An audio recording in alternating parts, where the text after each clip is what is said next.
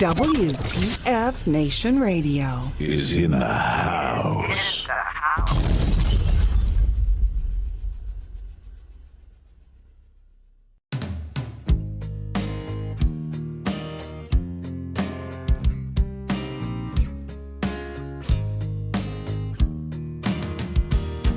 I'm sorry that I can't keep it together.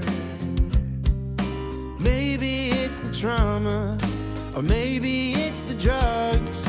I can't seem to control my fucking temper. But the problem lies in not being enough. I lost my sense of humor in the battle for my mind. Now I'll slip away with one last puff this time. Substance suicide, assisted by my fickle friend. I'll finally lose my mind. Substance suicide, only time with no regrets is letting myself die. Forgive me for the outburst with your neighbors. My actions don't reflect what's in my soul. Never found the right way to relate or take in and display a better role. The chemicals that shape me are buried deep this time. My family's already given up, it's fine. Substance suicide, assisted by my fickle friend. I'll finally lose my mind. Substance suicide, the only time with no regrets, letting myself die.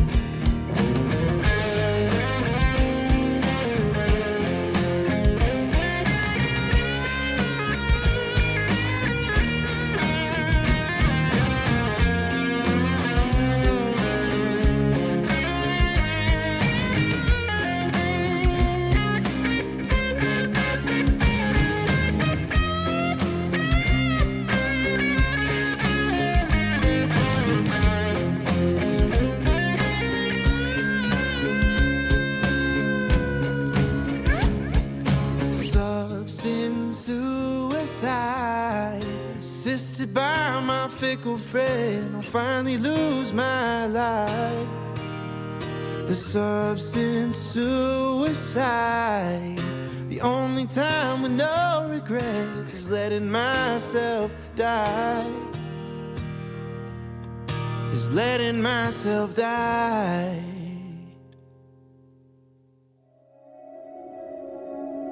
There are many simple things in the world. Shovels. They are all different. Gardening shovel. Unloading shovel. Children's shovel. But there is also a different shovel. We use it when we come to the position. In short time, it helps us dig a trench which saves us from bullets.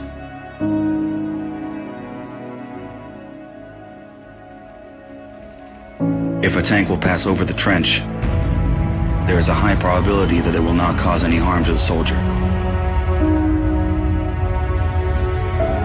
We dig in the ground, deeper, and then connect the trenches with our friends to the left. In just a few hours, trenches are all connected.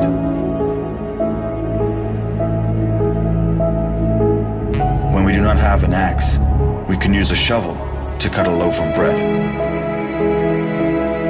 A soldier uses a shovel as a paddle, crossing the wide river under enemy fire. If we run out of ammunition, we will use a shovel again, and then we'll move on.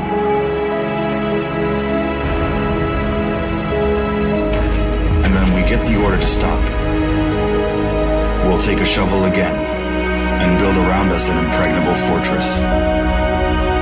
This fortress is defended by the army of Ukraine, our army.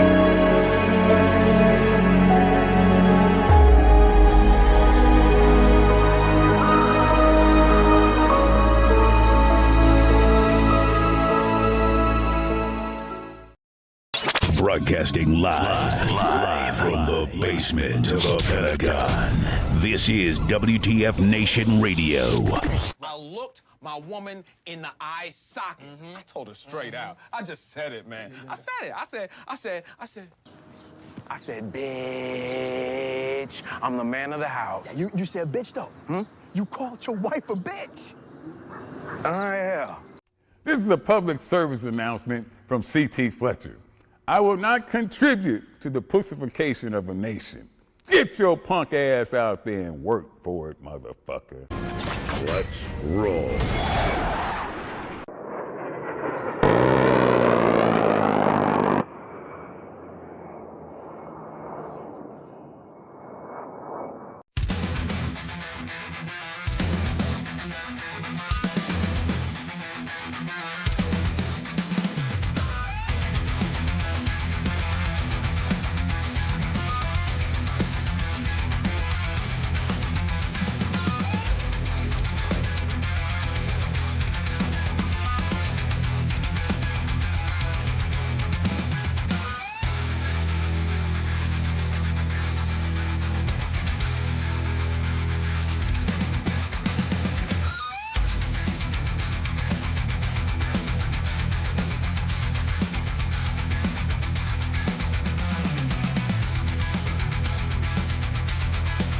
Yeah. Oh, man. Broadcasting live. My voice. Holy crap. It's been a minute since I broadcasted or done anything on air. Oh, man, it's getting hot. I got to fan myself with my AER propaganda. Whoa, make sure you donate to AER. Supporting soldiers and their families since 1942. I got another mailer in the mail today. Anyways, broadcasting live. This is the Monday edition. I hope everyone's doing okay. Everyone's, coming back. How was your weekend? How y'all doing? I see the chat's starting to fill up. Hi. We're going to have a guest today, we're pretty pumped up because, A, it's been a minute since I had a guest, and B, it's been a minute since I've been, I had a guest. Well, I had a guest like a couple weeks back, 3 weeks back. So we have Marie Henriksen, who's going to join us at 9 o'clock Eastern Standard Time. Excited to have her on. Always out there to amplify and pump up our fellow podcasters. Whoop whoop. So she's going to be joining us at 9. We'll get her story and talk about her stuff and all that. I'm excited. I enjoy it. She's also a poet and an artist. You know me. I like that poetry stuff too. So it's kind of woosah after a weekend of events. So where was I at? Well, I was out west. I was enjoying myself in the cool Gold Coast? Do they call it the Golden State, California? I was out in Cali, hanging out with fam, all up and down the coast, at Central. Even swung by and snuck.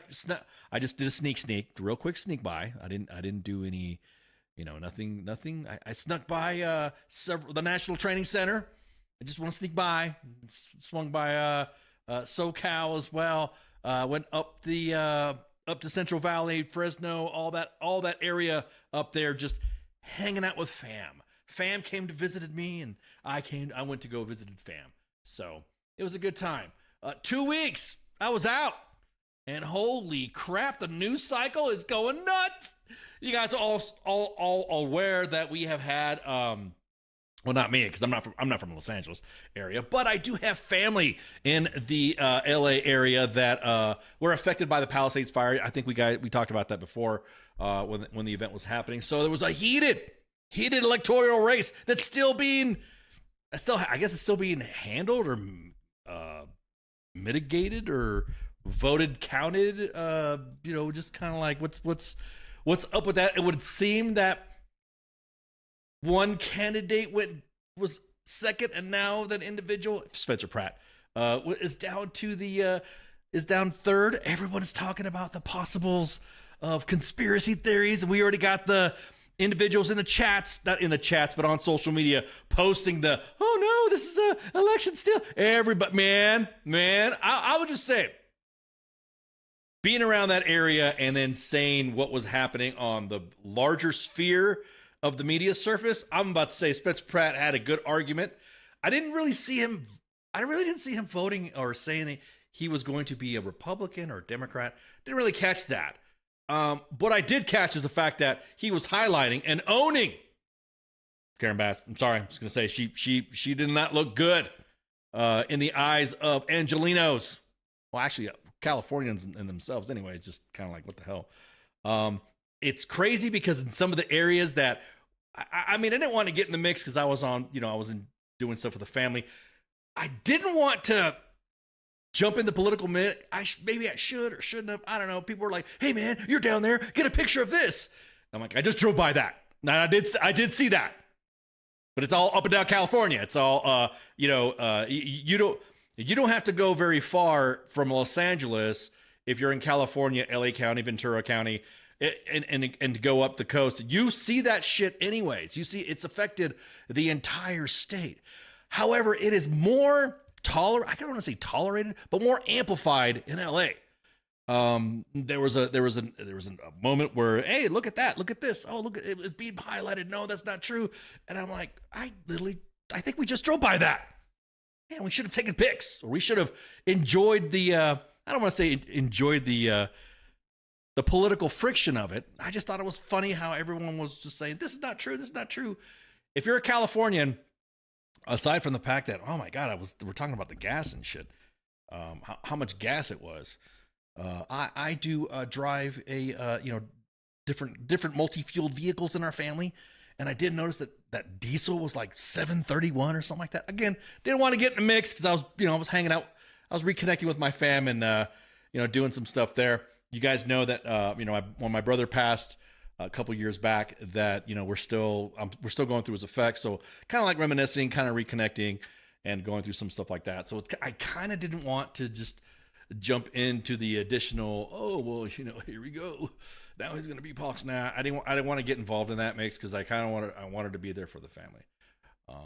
So I didn't want to. Like I said, all the stuff that Spencer Pratt was talking about was legit happening. Like, oh, look at this. Look at these guys that are naked around. Yes. And if you start going up to the Central Valley, San Joaquin Valley, Salinas, Fresno, and all, Victor, I mean, name your stuff. Go through that. All that homeless stuff, it is all over California. So it's not like it's not a, not issue. Now, I'm going to tell you what, it's always fun it's fun. I shouldn't say that's ironic. It's funny. Hey, funny, that you notice that individuals talk about, we have a lot of homeless, we have a lot of homeless, we have a lot of homeless. But then when it comes to fixing the homeless or fixing the homeless issues, nobody wants to talk about it. And it's kind of like a open secret. You see it, you just drive down any city in California, and you'll drive in some areas where you won't see any homeless encampments. You won't see, me and Massey talked about it on a previous Monday edition of how San Francisco, when Xi Jinping visited, and I was imitating Alex Jones, and we were talking about how, where did all homeless go? Where did they get shipped off to? We started talking, we even went into the tinfoil Soylent Green type of thing. We turned them into chili. Joke, pure hyperbole, of course. But it's just funny how in some areas in California, some of that stuff was, you're not going to find homeless people. They just like Martha's Vineyard. Okay. Remember when Martha's Vineyard had all those illegal aliens there? Purposely tripping up some people by saying that. Illegal aliens that were sent to Martha's Vineyard. They just about called the National Guard to get rid of them. That's how some of those areas are in California. If you're not supposed to be here, you're not supposed to be here. We don't like your kind. Almost like the Star Wars cantina, we don't serve them kind over here. What? Them droids. We don't like their kind, Nobody wants to say anything because there's nobody wants to have I'm not responsible for it. Not my job until it's highlighted in politics. Then that's when everyone starts talking about it's their job. Or I'm going to fix this. Or I'm going to fix that. It doesn't really happen. I'm already pissed off that the Raiders moved out of California. LA, Oakland, or Oakland to LA, back to Oakland, then back to, what's up, Ton? Hey, Corey, what's up? Shadow, like my chats are catching up. They moved to Las Vegas. I don't want to say I want to find another team, but just kind of saying, damn, dude. When you got businesses, would you have teams moving out? Now I don't know about the Raiders stuff. Well, I do know a little bit about the Raiders stuff, but it wasn't feasible to keep the Raiders there. But God, man, it was just sad because I'm not going to jump on that train of who's doing what or whatever. All I know is that when your family's affected by this, the homeless in the area, the fires and all that, you as a outside of the media, the national media like CNN or Fox News, or everyone likes to hype everything up more than what it is or less than what it is, then you're just like, hey, you weren't there. You don't know. And people get polarized about it. So that right there, as a matter of fact, let me look at the on the stuff right here. There was votes found. Yeah, there was all this stuff. So it's like it went from the let me just get the read up on here, because like I said, I was swinging by it. I was paying attention, but not kind of swinging by it. So I didn't want to jump in there too much, because then, like I said, that I didn't want to be there. I don't want to be part of the story. I was there as a, I was there visiting. So there was 3 candidates.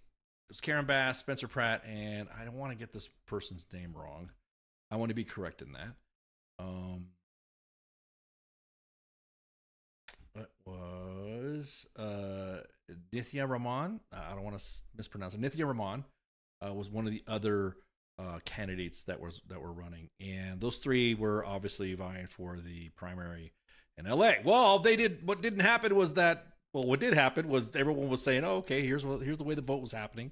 Here's the way it was going." Karen Bass was in the lead, and then up close second is Spencer Pratt, and Nithya Rahman was going to be she conceded. There's video out there. Everyone's like saying, "Hey, we had a good run." The Standard, I'm paraphrasing. The Standard, "Hey, that was a good run. I concede." Blah blah blah. I could have sworn there was a concession speech. Did everybody? There's a lot of things too that I always trip out about the webs. What they call it, the Streisand effects, the butterfly effect.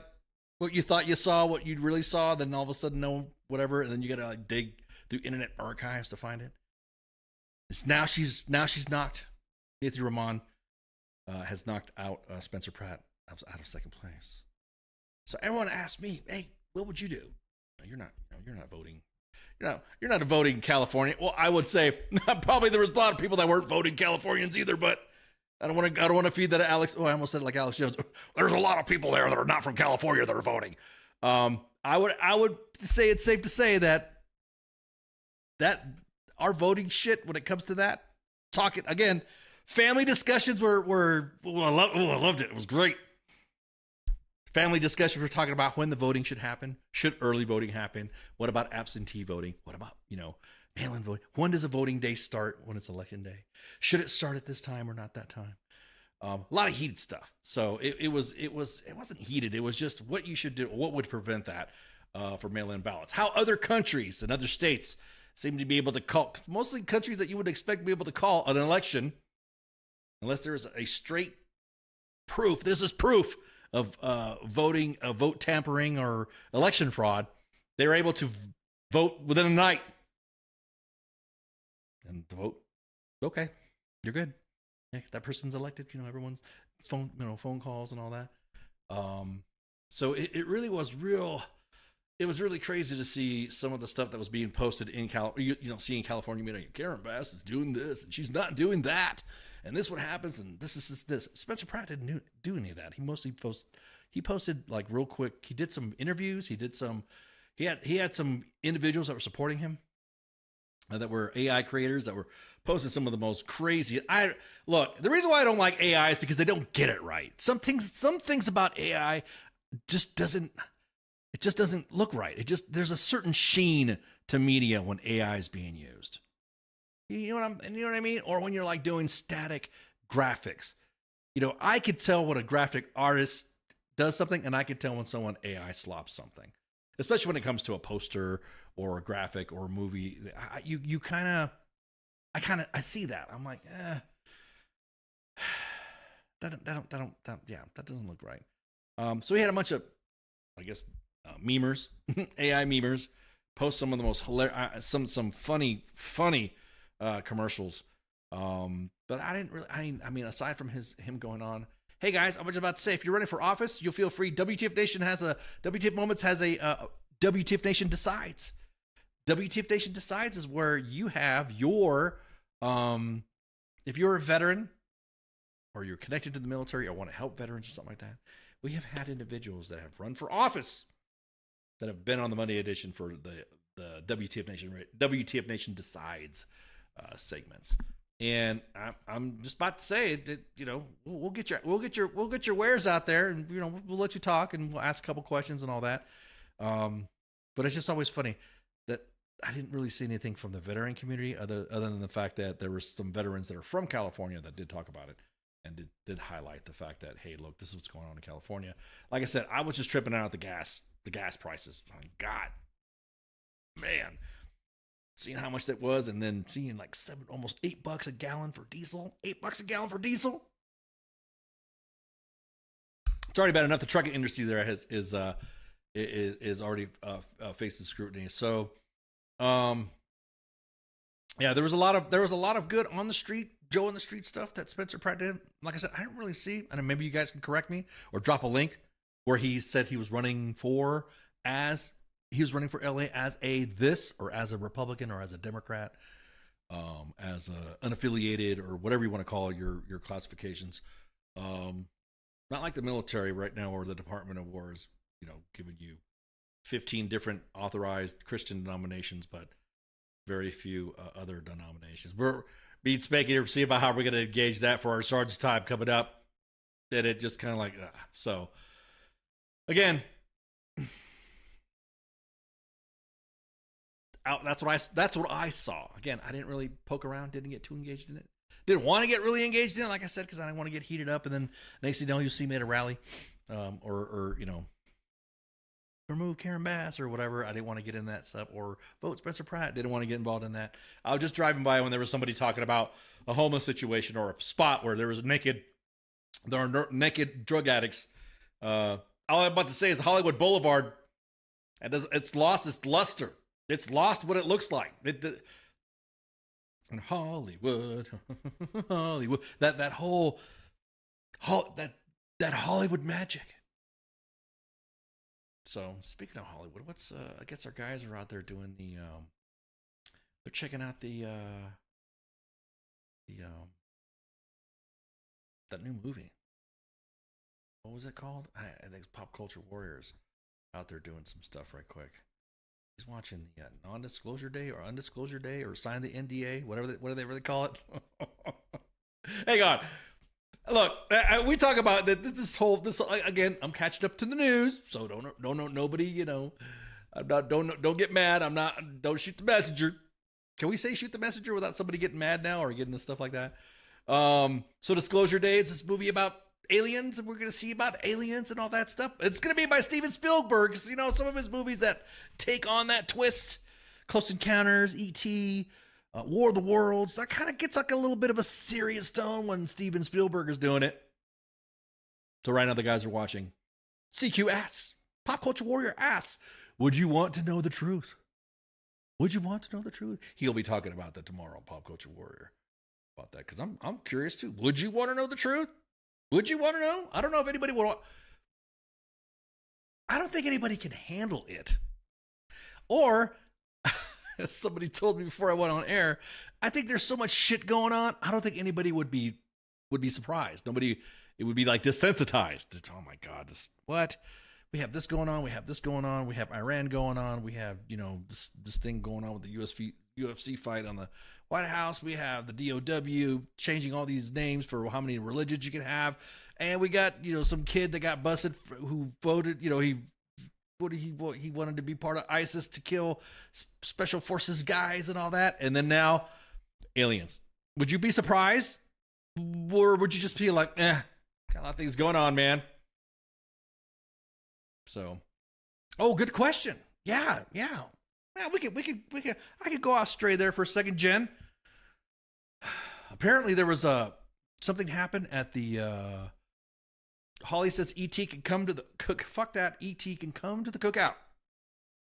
What would ET want to eat? Hang on. Let me answer Jen's question. The Stewart stuff. As you guys know, that there was a warning and it came out as the warning was lifted as fast as it came up. Now you guys know that at any time that you guys have hit us up, anytime there is an active shooting event at any of our installations, and we do appreciate it at WTF Moments. What you guys, anytime you guys send us anything, we really appreciate it. And you guys were on the stick. It was crazy because you guys posted, or you guys sent the inbox what was happening at Fort Stewart, and then then it was lifted. I don't know what happened as far as but it went up at what was it? What time was that? It was at 14:25 Eastern Standard Time. It went up, and then it was lifted up at 14:36. So it was not even a few minutes before it went up. And like I said, shout out to you guys in the WTF Nation that sent us all the notes. It just literally just said there was I'm gonna go right there. Commander has issued a lockdown for Fort Stewart. Lock down your facility immediately. Stay inside. Close and lock all windows and doors. Telephone lines are open and report accountability to leadership. This is the first time also that we've heard of a security event or active shooter event, whatever you want to call it, where the command is on it faster than the WTF Nation. Normally you guys are pretty quick and you guys send us some stuff, but this was the first time in a while, I think, that everyone was in sync. We got the followers sending us their little screenshots of the DoD alert, and immediately 3rd Infantry Division. So shout out to that command team, the comms team out there for getting this out quick. And updates, monitor social media outlets, blah blah blah blah blah. And again, that went by pretty quick. And then just a few minutes later, lockdown is lifted and the installation may resume normal operations. That was quick. And then the next thing you know, they released an update. Again, shout out to the comms team. Normally we post something and we'll have some PAL calling us up. That's not what happened. Or this is what happened. Get your facts straight. Blah, blah, blah, blah. Delete your page. Blah, blah, blah. We get all that stuff normally from angry PAOs. Shots were fired in the vicinity of the Engineer Road on Fort Stewart at approximately 2:09 p.m. today. Law enforcement responded and apprehended a suspect within minutes of the incident. There were no injuries involved. Out of abundance of caution, the Fort Stewart issued a lockdown for the installation at 2:20 and lifted the lockdown at 2:32 after the threat was cleared. Safety and security of our service members and civilian employees and their families remain a top priority. Of course, the situation is currently contained and we will provide additional updates as more information comes available. Shout out to 3rd ID Comms. Way to go. For getting that stuff out there. That's what I'm talking about. Rapid.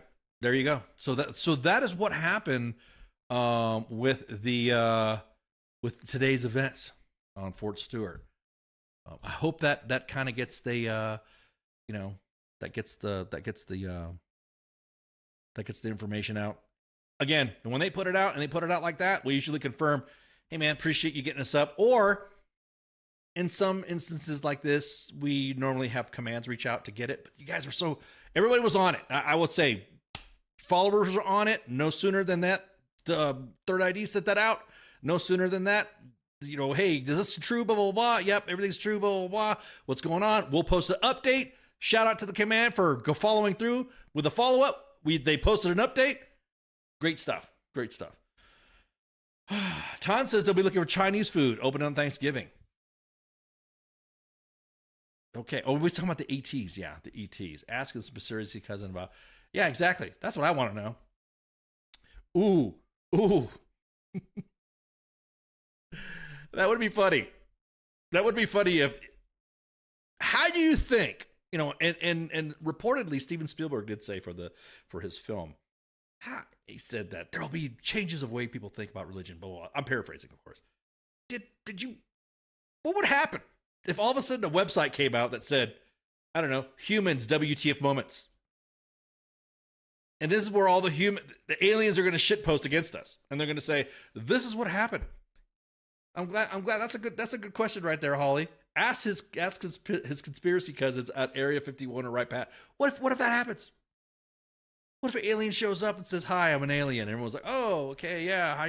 How do we know you're an alien?" "Oh, yeah, because of this." "Oh, okay, cool. All right, cool. Here we go." How do we know that's happening? All right, cool. All right, we're good to go. The alien's gonna be like, "That's it." that's what's happening. But when you guys don't really want to know what's going on, at this point, the way the media is and the way social media is, I think people aren't going to believe a lot. Yeah, exactly that, PIQ. Interplanetary psyop and meme wars. Or what if the alien shows up like that one character from Star Trek? If you guys are Star Trek sci-fi aficionados. Why did my jaw move that? Aficionado. There you go. Aficionados. I was accentuating that because of the memery, I guess. Aficionado. Este pinche aficionado.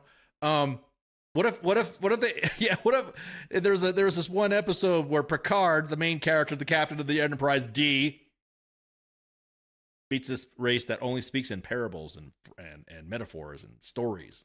So what if the aliens show up and human WTF moments all of a sudden pops up and then it's just memes and it's nothing but memes and stuff like that?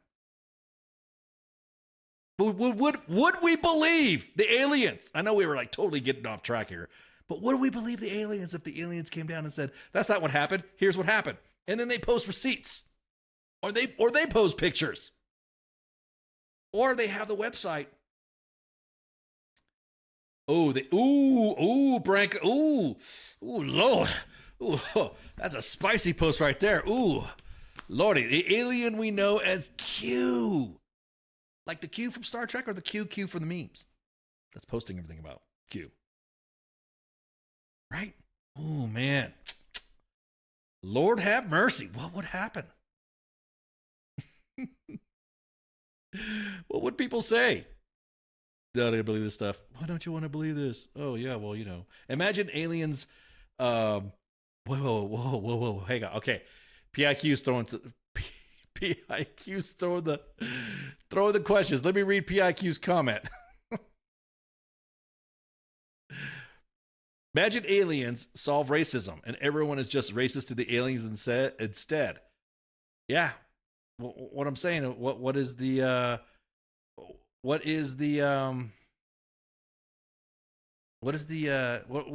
race? I'm saying, would it be inter-racist stuff?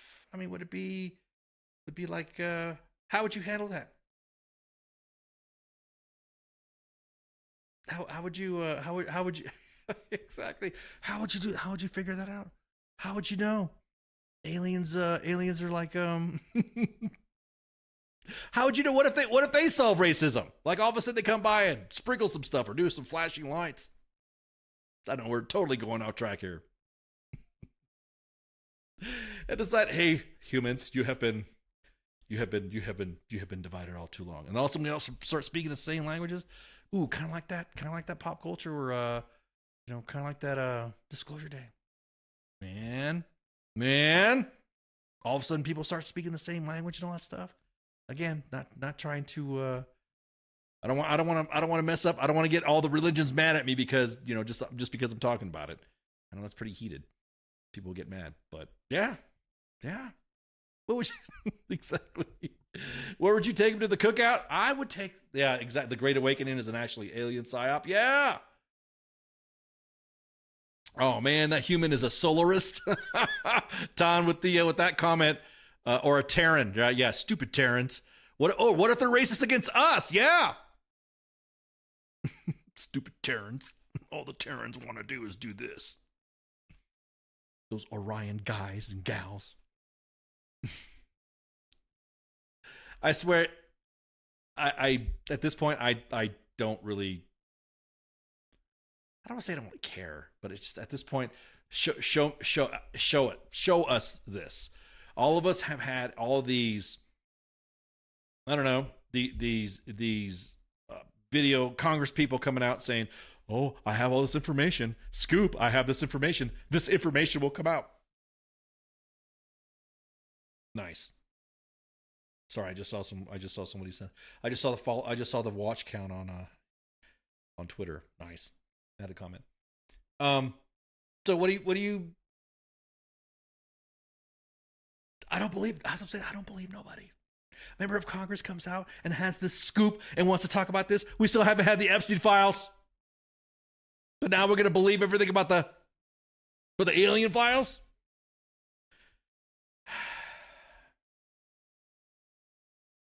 I don't believe it. I take that back. I won't believe it until I see it. Then come at me where, you know.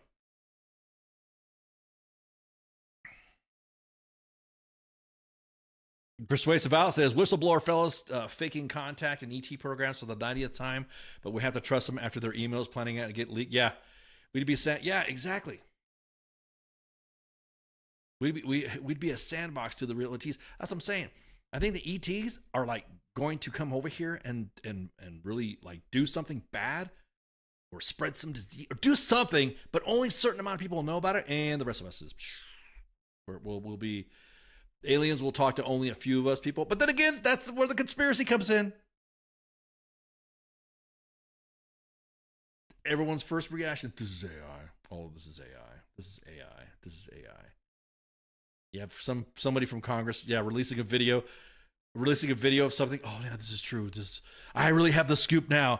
And then because I don't like information hoarders like that. I don't know. To me, I don't like that at all. It's one of those things to where you're I got the information. Mine. That gatekeep that stuff to build their clout. See, that person was in the know. That person. Oh yeah, trust that person because they know. Then they're a member of Congress. Nobody wants to admit shit. All right, we can already tell you that both sides of Congress are already messed up anyway. So it's not like any one particular party is going to provide us any straight information on anything. So I'm kind of like, yeah. You know, the aliens out there. No, dude, come to my front door, and whatever little big head, bug-eyed, whatever, and then knock on my door and say, "Hi, I'm the alien. I'm the one you're talking about." Now, you better be believable too when you show up to my house. Don't just like, whatever, because I know you all everyone's got information. So you show up, knock on my door, ask, give me the code word. Matter of fact, I'll give you the code right now. Tacos de carne asada, and I will feed you beans and rice and tacos de carne asada, so we can discuss about about humanity and things amongst the world and the questions of the universe that I have. Asking where they come from and stuff like that. We'll pop on some Stargate so we can laugh at. They probably laugh at our stuff too. I can't believe an alien would probably get mad and say, "I can't believe I'm watching this. This is what you guys think of us." They'd probably get like, "Oh man, this is you guys. I don't even want it." He'd probably get up. I don't know. Offer him a beer. What kind of beer would you offer an alien if they knocked on your door?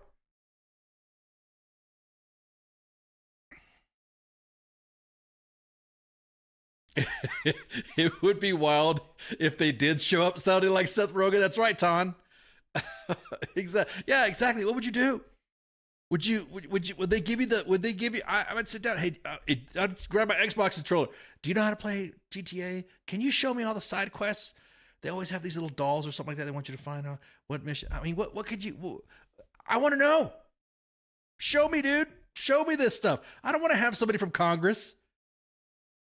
They will leave with antidepressants and moonshine. Yeah, exactly. No. Don't Blue Falcon. Hey, I see you. Hey, what's up, Blue Falcon? No, don't offer them an IPA. We're trying to prevent intergalactic war here. We don't want to start shit. Give them some like Modelo or Tecate, or give them some good bourbon or something. Give them a bottle of Jack. Exactly that, with a side of PTSD. Yeah. Give them our service animals. Hey, this is what we do for veterans. It's what like that. Maybe they understand what, hopefully the first alien that legit talks to us is like not some dork. Well, we're all dorks in our own way, but it's just some alien that shows up and says, hey, I want to hear to talk about you. What is this about this carne asada that you were talking about? I too want this carne asada. So it'll be exciting. But anyways, we got the guest. The guest has popped in. I see the guest in the green room. Might as well. What time is it right now? Oh yeah, it's time. A little early. So we're gonna go on break a little early so we can get the guests in early. That's what I'm talking about. We're gonna have Marie Henriksen show up. Like I said, poet, artist, and podcaster, always here to amp and hype up our fellow broadcasters, podcasters. A lot of us might need a little bit of poetry, a little artiste stuff, anyways. So I know so we need some good readings.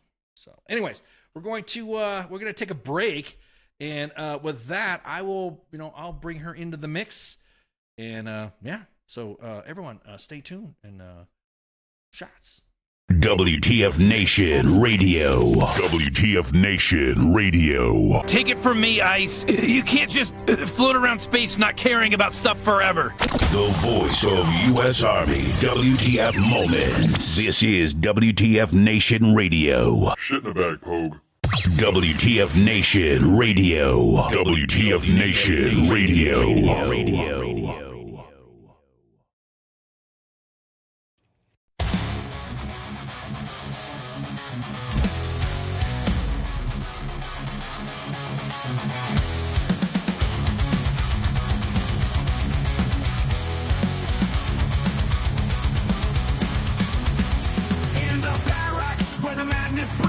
Soldier's tale of wild misdeeds, from the chow hall to the PT grind. You won't believe the things you'll find. Drill sergeant's rage, a fiery storm. Private tension far from the norm in the shadows where the secrets lie. Army WTF you can't deny. Army of the stories unfold. In the heart of the chaos the truth is told. From the field to the base the legends grow.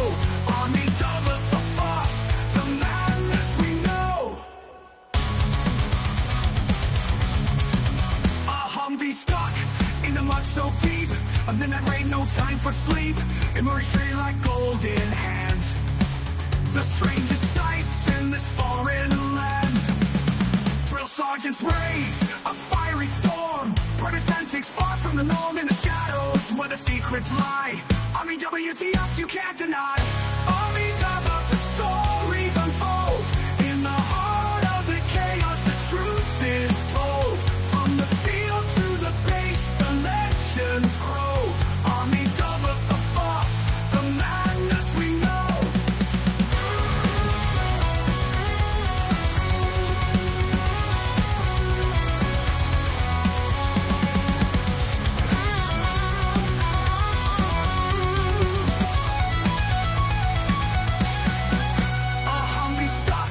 In the mud so deep, a midnight raid, no time for sleep. In Marie Street like gold in hand. The strangest sights in this foreign land. Drill sergeant's rage, a fiery storm. Private antics far from the norm in the shadows where the secrets lie. Army WTF you can't deny. Army of the stories unfold. In the heart of the chaos the truth is told. From the field to the base the legends grow. Army of the force, the madness we know. In the ranks where the wildlings roam. Every soldier's got a tale of their own. From the absurd to the downright strange. Army of the force, it never will change. She'll raise a glass to the tales untold. In the Army's world where the brave and bold live the moments that make us say Army of the force every single day.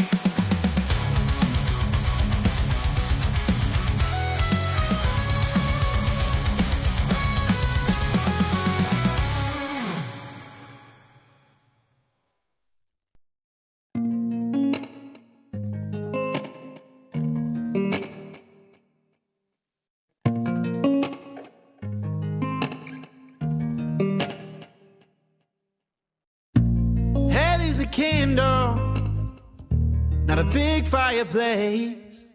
It's a girl with blonde hair and tears down her face. It's a lack of emotion, but the devil's so warm, with a sense of elation and souls being torn.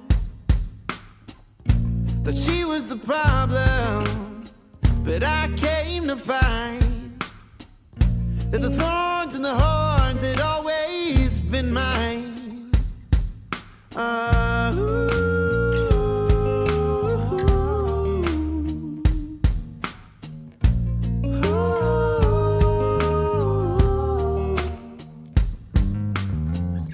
The devil in you and the devil in me are just part of the problem, as problems tend to be.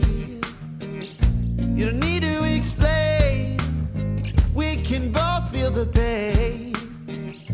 It's alright to lose faith, just don't lose this embrace, this devil in me.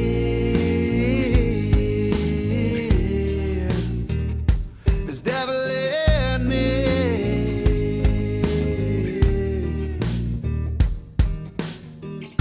He met with my mother, said he's a son of a gun, and anybody who knows him is destined to run. Plays the blues like he owns it and breaks hearts like it's fun. But a lock is away when he's found the one, and he's cursed to this psycho, but he won't know he's there, since I won't let him die until his moment of despair.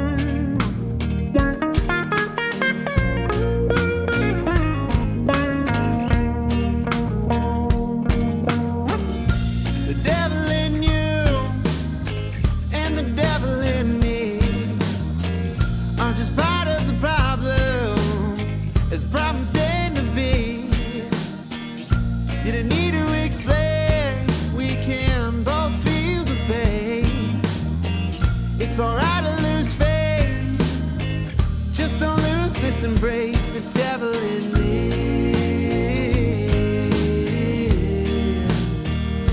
This devil in me.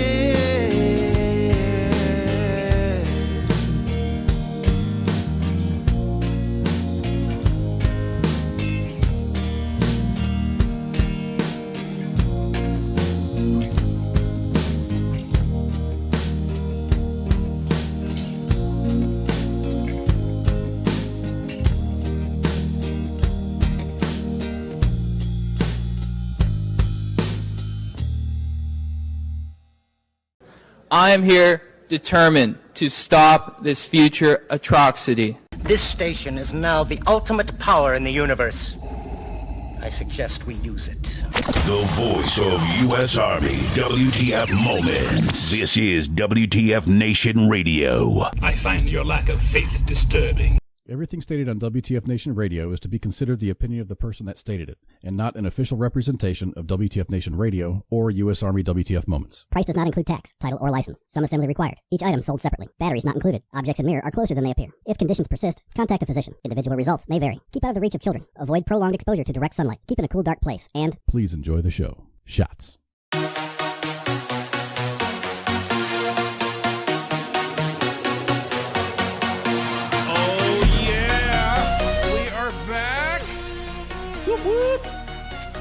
And of course, I have my guest with me, Marie Slider Henriksen. Man, I am so pumped. Marie, thank you so much for hanging out with us. Hey, I'm glad to be here. Oh, okay. This is going to be weird. I've got my camera here and I'm seeing you over there. Yeah. There we go. I told you we're gonna do like a little side by side stuff. I apologize if we'll be all right. Are you gonna be good? I mean, did you want to? It's just going to be distracting. I'll see myself twice. If you see me going back and forth, I've got ADHD. Oh, there, you're gonna ask yourself. So are you gonna ask yourself a question? What I ask a question too? We're gonna go back Probably. and forth. Nothing wrong with that. Oh, Marie, thank you so much for hanging out. We appreciate you coming on. This is my first show back in a few weeks. So, you're my first guest back. So, again, thank you so much for hanging out and Awesome. coming on board. I did tell the audience that you are also not only just a podcaster, but you're also a poet and an artist. So real quick, can you talk about your well, first off, how do I say this? Let's talk about your military background. I know you did want to talk about that. So tell us about yourself. Okay. How about I put two together and I read you a poem I wrote about my military service? There we go. Let's do it. Let's hear it. Okay. So hi guys, I'm glad to be here. Thanks. I started writing when I was a teenager, but I didn't really get my voice until I got sober about 9 years ago. And I started writing about my journey of recovery from trauma and addictions. And this is one of my favorite poems that I actually wrote last year. And it's called Army Strong. I joined to be all I could be, though I didn't know what was required. I had no idea that most of my life I would end up feeling tired. In the army, it was because I was busy every day. And when I got out, my PTSD kept the sleep away. You see, I came in seeking to find escape from my past. Instead, I found more reasons to build a stronger cast. Before I joined the army, I faced adoption, abuse, and rape, yet I never dealt with them. I was in rough shape. I pushed my emotions down, not talking to anyone. Then my army time was more traumatic than was fun. At first, it was personal: cheating husband, divorce, harassment. I also put myself in situations of embarrassment. I ran to the alcohol and people for distraction. I quickly realized it was not the right attraction. Then there was Iraq, where war can bring up drama. I got involved in a situation that caused another trauma.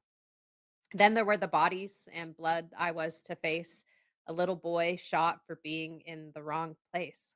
The men who drove over a bridge and didn't make it home. Erin, who died walking to Chow. Did she feel alone? Others shot or blown up, we put into our truck. We drove them to the helipad. Lots of blood to clean up. We were always in danger. The mortars came a lot. I even know someone who on base was almost shot. Another section of trauma I had to face out there was our unit corruption. It was found in every layer. I didn't feel safe. Many in my unit were shady. I even found out a friend had killed his own baby. When my body gave out and I was grounded to the fob, I felt pretty crappy because I couldn't do my job. So, when they discharged me due to my medical stuff, I lost the will to live and was feeling mentally rough.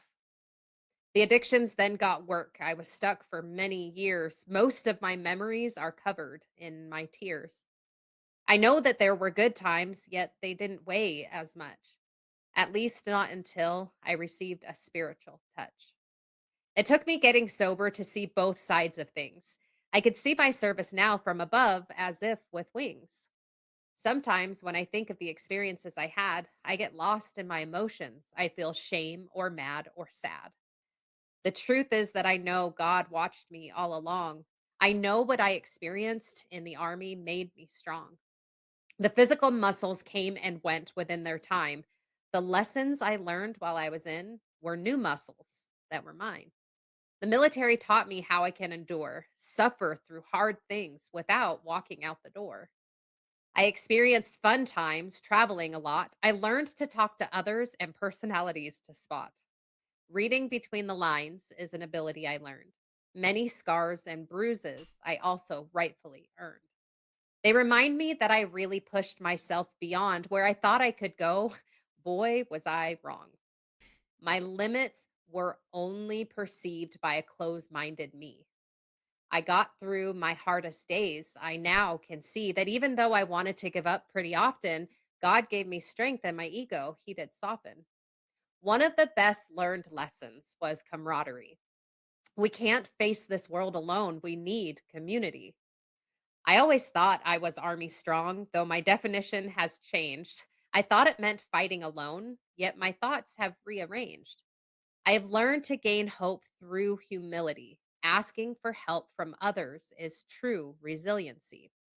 You see, the thing about my army time that I never liked is that I had a battle buddy always by my side.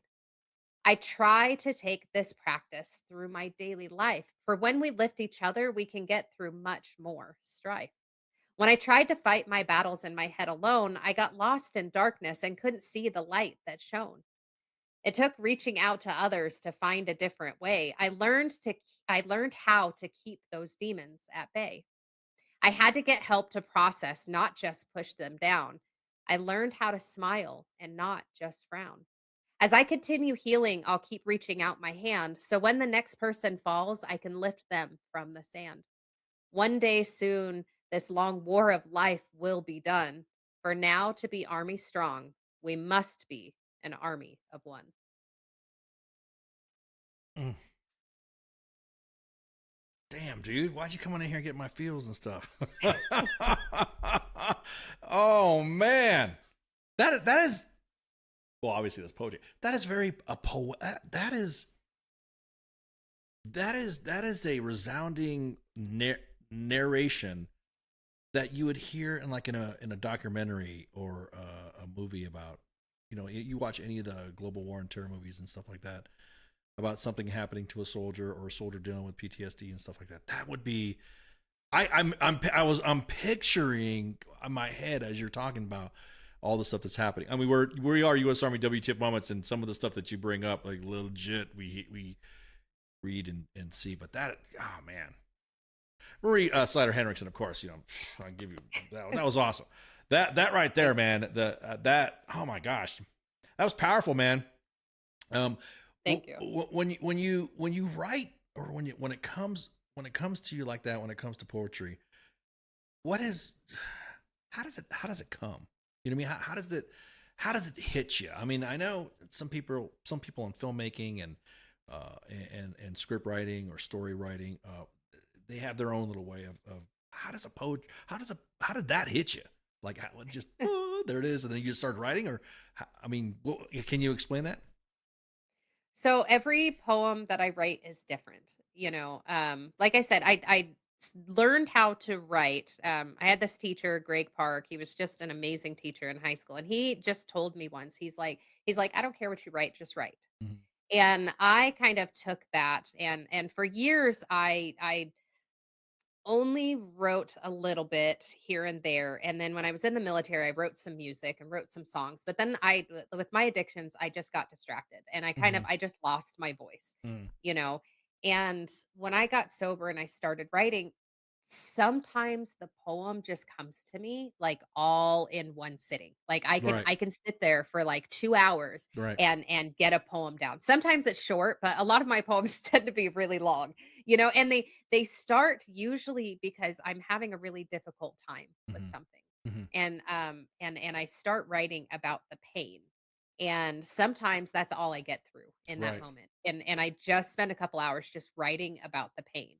And then through my own like meditation and recovery work and spiritual work and stuff, then I start feeling this hope and this love and this joy, and then I finish the poem. And so sometimes I have a poem that I finish in one sitting. Sometimes it will take years, Mhm. actually. Mhm.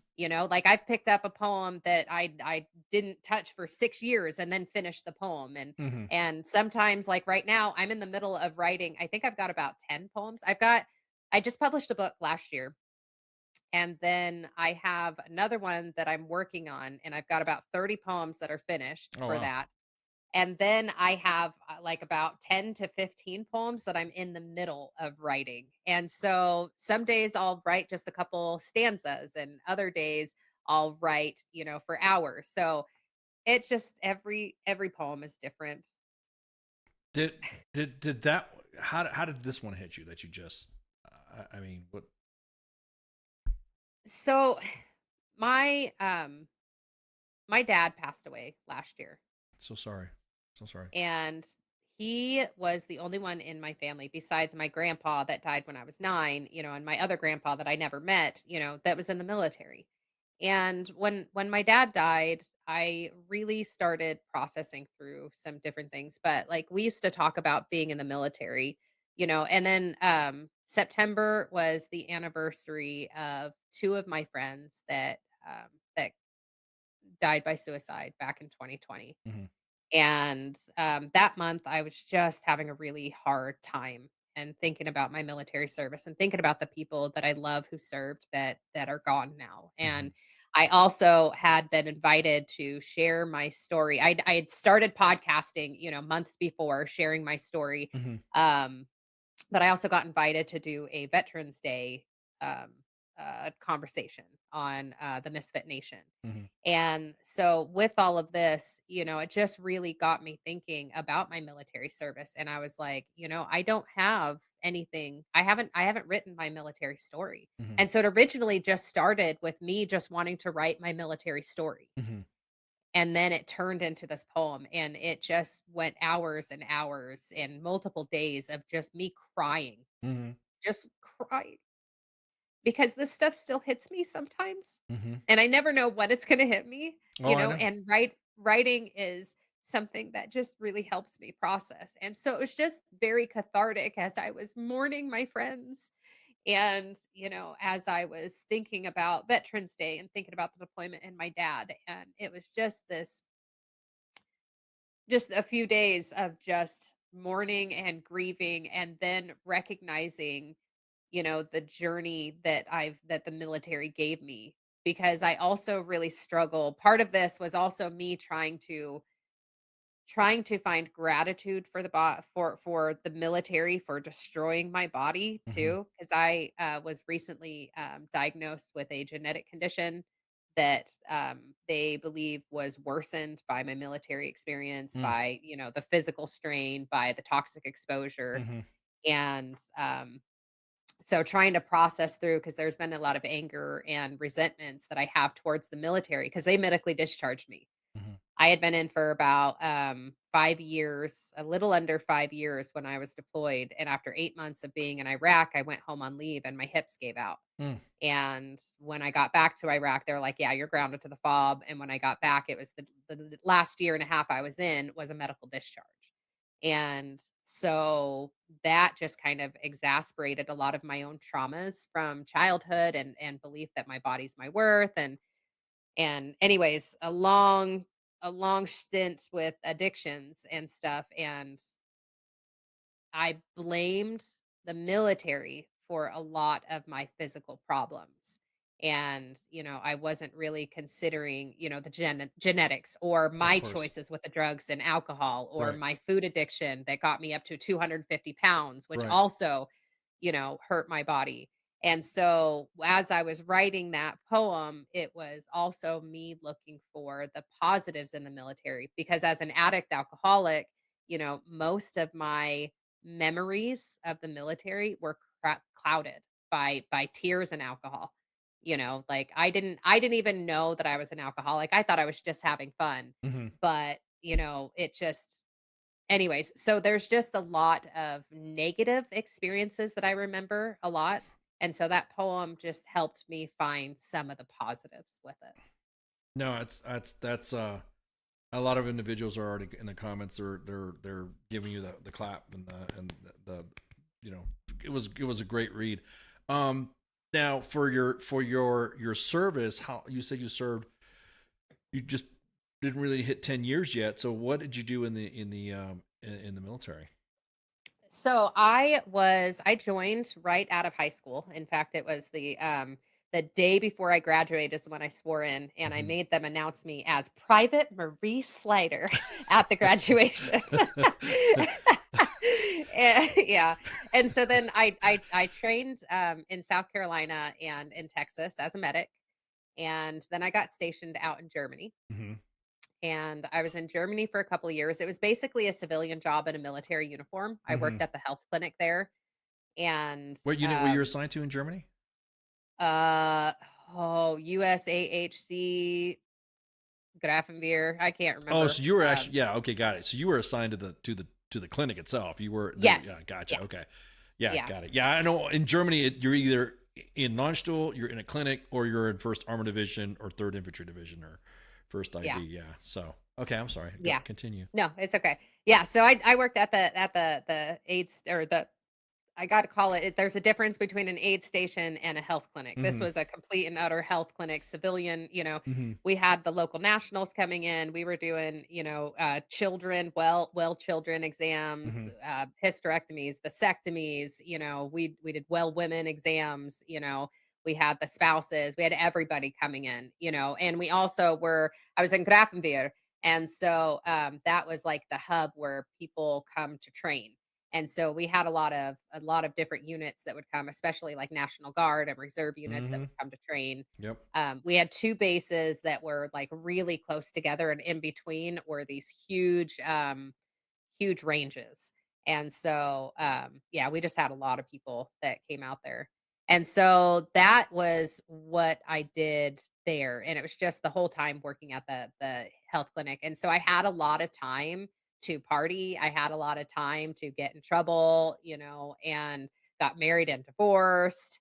And Germany is kind of, they call it turning into a pickle. I went from a hard drinker because I had started using when I was younger. I dealt with a lot of trauma growing up. And then joined the military right after I had been raped by 3 guys, and I just was not in a good mindset.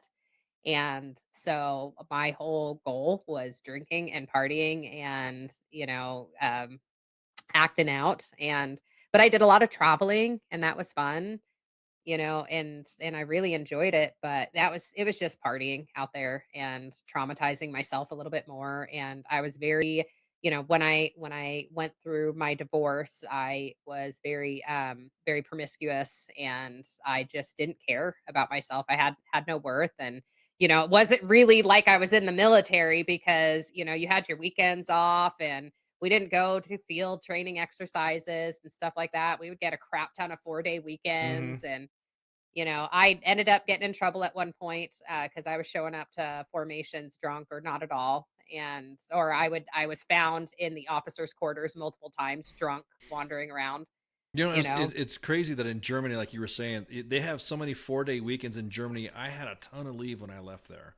As a matter of fact, I had a ton of leave that I still had leave left over when I PCS back to the States, because all those 4-day weekends, you just literally Thursday you're out, and then you could travel to Poland, travel to Czech Republic, travel to France over a 4-day, and it was Italy, Munich, common. It was just Austria, Prague. Yeah, exactly. Oh, yeah, Bucharest. All the. I'll admit it. There's some party towns out there, and that's why I never look at clubs here in the States the same again after you've been to a club in Europe.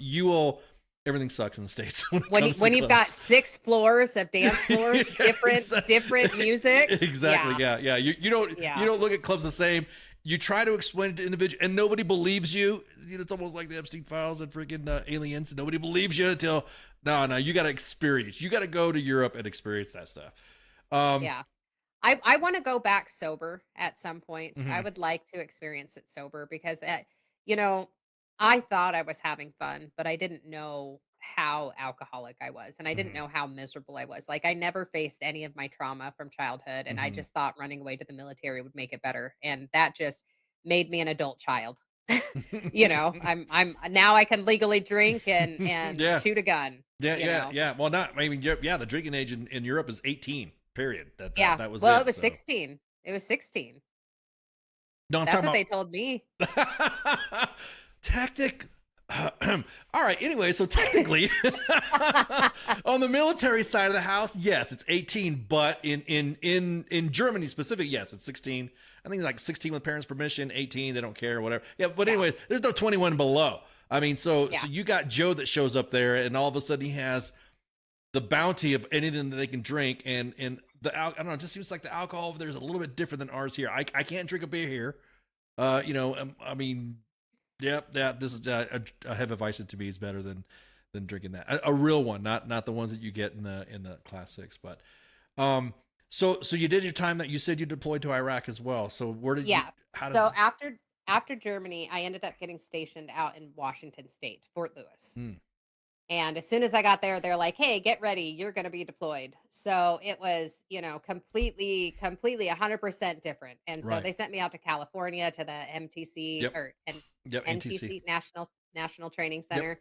So I did that, and then ended up going to Iraq. And so I got deployed from '09 to 10, and I was with Charlie Med, the third brigade, third Striker Brigade, Second Infantry Division. Yep. Yep. Yeah, 3-2. And I was in Charlie Med, and so I worked in the.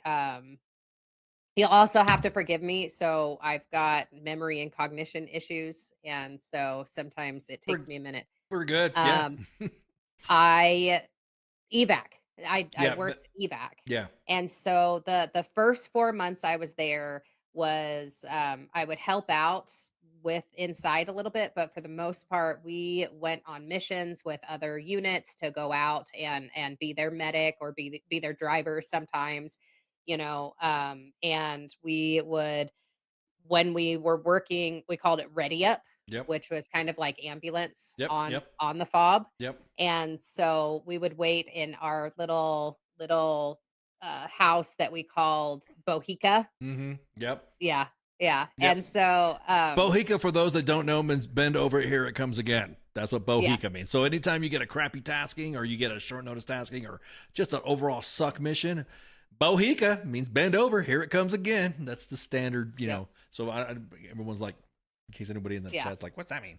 So Yeah, so that's where, I would hang out when I wasn't on missions, waiting to drive people to the helipad and stuff like that. And it was hard. Those 4 months were rough because those were my first deaths that I had to deal with, and the first set of blood and guts and cleaning up, and stuff like that. And I had a really hard time with that. The first bodies were a striker that went over a bridge. The higher ups, and this was part of the corruption and stuff. The higher ups told them to turn around on a bridge, Mm. and they went over. And they weren't supposed to bring the KIAs to us. They were just supposed to bring the injured, but it was a striker, and so there was a bunch of other guys in it that were hurt, and so they just didn't waste any time. So they brought them all to us, and I had to be a part of cleaning up, and also be a part of their honor flight. We get them to the helipad, and they do a little Yep. formation Yep. and A ramp. ceremony. Yeah, it's called a ramp ceremony. Yeah. Yeah. What's it called? A ramp ceremony. Yeah, ramp ceremony. Yeah. And so I got to be a part of that, but it was really hard. Um Around that time as well, we're getting mortared all the time, you know. It got to a point where we just kind of stopped hiding. We'd get in trouble for it, but also as a medic, if you're on duty, you can't hide. You have to run to the aid station. So it's just like it doesn't matter. And Right, right. so that it was intense because I didn't know how to handle anything, and we were sneaking alcohol. I just didn't care, sneaking alcohol, being promiscuous. I worked hard and I played a lot harder, and then the second 4 months I got, so I break mine up into three. So the first 4 months was that. The second 4 months was I was the medic with a field artillery unit. And so it was me and my best friend, well, two of my best friends. I lived with both of them at one point. But it was just us with a bunch of guys. And I would go on missions with these guys, and I had three different teams that I go out. So I was going out on missions almost every day. Sometimes we'd spend the night. Sometimes it was just be a couple hours. When we weren't going on missions, then we were working out. I just became one of the guys. You know, and we would do a lot of the I can't remember what it's called, but we were kind of like the taxi service for the higher ups to go get stuff done. And so like we would take them to the I can't think, but like there was a palace that we would take them to. There was a the Polizei. or I think that's German. That whatever they whatever they call it in Iraq, the Iraqi police, yeah, IPs, IP, IPs, yeah, the IPs and the special forces and Mhm. stuff like that. We'd go to their compounds and hang out and stuff like that. And at one point, we ended up there we had some shady people, we almost got like they were trying to get us to go down a certain way and we're like, no, and we went away. We Mhm. don't know Yeah, what yeah, would have yeah, happened. yeah, And exactly, then exactly. there was another situation. We were getting ready to go off base and we got stuck right at the gate. And all of a sudden we just hear boom, boom, boom, Mhm. boom. And the town right outside what just got blown up to Mhm. smithereens. Funny how those a Um, lot of those escorts back in the day were kind of like coincidental when a mortar would hit. Like all of a sudden they freaking knew that we were there. You know what I mean? It was because yeah. that was the same in my time in Iraq as well. I was just like, yeah, and Yeah. then we're like, okay, where did they get that information? And then, all right, who talked? And then we Yeah. hand them over to the intel guys. Hey, we think this guy talked, and then Yeah. we don't know where they went after that. But yeah, Yeah. We had that kind of stuff happen. Around that time as well, there was a very drunken incident where a kid got hurt, and me and the team decided to make up a lie about what happened Mm. and got all investigated. And I had been drinking the night before Mm. and was not in my right state of mind, and so I agreed to this whole plan to like get him fixed up, and I did not. I was not in my right state of mind, and I didn't clean him the way that he should have been. It wasn't disinfected, and I also didn't realize how bad the wound was. Mhm. And he actually ended up getting medically discharged because of me Mm. because his leg got infected, and it actually had clipped a tendon, and I didn't realize. Mm. So that was something that was really hard, and I was getting investigated for a while because of that, and I also just was in inappropriate relationships, and again, I just was not in a good state of mind. My addictions just took me to some really bad places, and I didn't know how to handle trauma. And around that time as well, we had, a lot of different corruption because it was like some of the higher ups that were helping hide this, incident because Mhm. I reported it and Right, it right. was just pushed under the rug. And then we also had an incident where I don't know if you've ever heard of this, but we had our sergeant major who had sapper tabs on that was never a sapper, and he ended up getting kicked out once they figured that out. And yeah, Whoa. so yeah. So there was a lot of kind of corruption going on. And then I ended up going home on leave after those 4 months. When I got home on leave, my body gave out. My hips just gave out and they didn't know what was going on. They just called it bursitis and tendonitis. I got back to deployment, and at that point, they were like, "Hey, you're grounded to the fob." I went back to Charlie Med, went back onto the evac and was just in charge of, taking people to the helipad and Right. stuff. And when around that time too, we lost a really amazing individual. Erin McClyman is her name, and she had gone home on leave in December and came and in January got in a fight protecting her sister, broke her neck, and then in March she fought like she got a congressional pardon to come back to deployment. And that day, I had dinner with her and a bunch of mutual friends, and the next day she was killed Mm. going to the chow hall. So that one was rough because it was just like, what the heck, she just got back, and I had a hard time handling that. But the last 4 months, it was literally just evac and kind of trying to deal with my emotions. And when I got back from the deployment, they basically said, "Hey, we can either do this really dangerous surgery for you or we can medically discharge you." And I was like, "You're not going to do this dangerous surgery, so just kick me out." So over the next year and a half is they put me on brigade surgeon cell. And so with that, it was just a lot more time to get into trouble and a lot more time to drink and a lot more time to do whatever I wanted. And um I ended up I was working on helping medical readiness, getting people ready to deploy again. And so then survivor's guilt, like, oh, I should be deploying with you guys. And when I heard about people that were lost over there, survivor's guilt was not fun. Um, but yeah, so that was my time, in. And when I got out, I didn't know how to handle life. Did you were you able to kind of like I know you say you made a mistake on a procedure. Were you able to kind of close that loop and get a hold of the Yeah. guy? I was Yeah. just wondering. Yeah. In my sobriety, I reached out to him, Okay. and it was a really good amends, a really great conversation, and we still talk to this day. Good You know, deal. I've been Good able to deal. reach out to him recently. Actually, he was having a really hard time, and we had a really awesome conversation. But yeah, that loop has been good. He doesn't blame me. Like he doesn't. He's not upset about it. Mhm. You know, it ended up with him getting an honorable discharge, Good deal. and so, it was good. But that was one of the things that I really felt guilty for, Right, you right, know. right. Yeah. That's why Yeah. I asked. I was like, oh man, I wonder what the other guy's thinking. So, Yeah. oh man. So then after your stint, so the surgery. I mean, trust me, I know the fact. Army medicine. Pooh, it's funny knowing Army medicine from Army medicine people. They tell you they tell you some of the great. Don't do that. Don't do that. Don't do this because this is what's going to happen. And they've been pretty correct with me on a lot of stuff. Did you go with your gut on not getting the surgery, or did you because you knew what was going to happen, or you had to kind of like think, yeah, I'm not going to do this.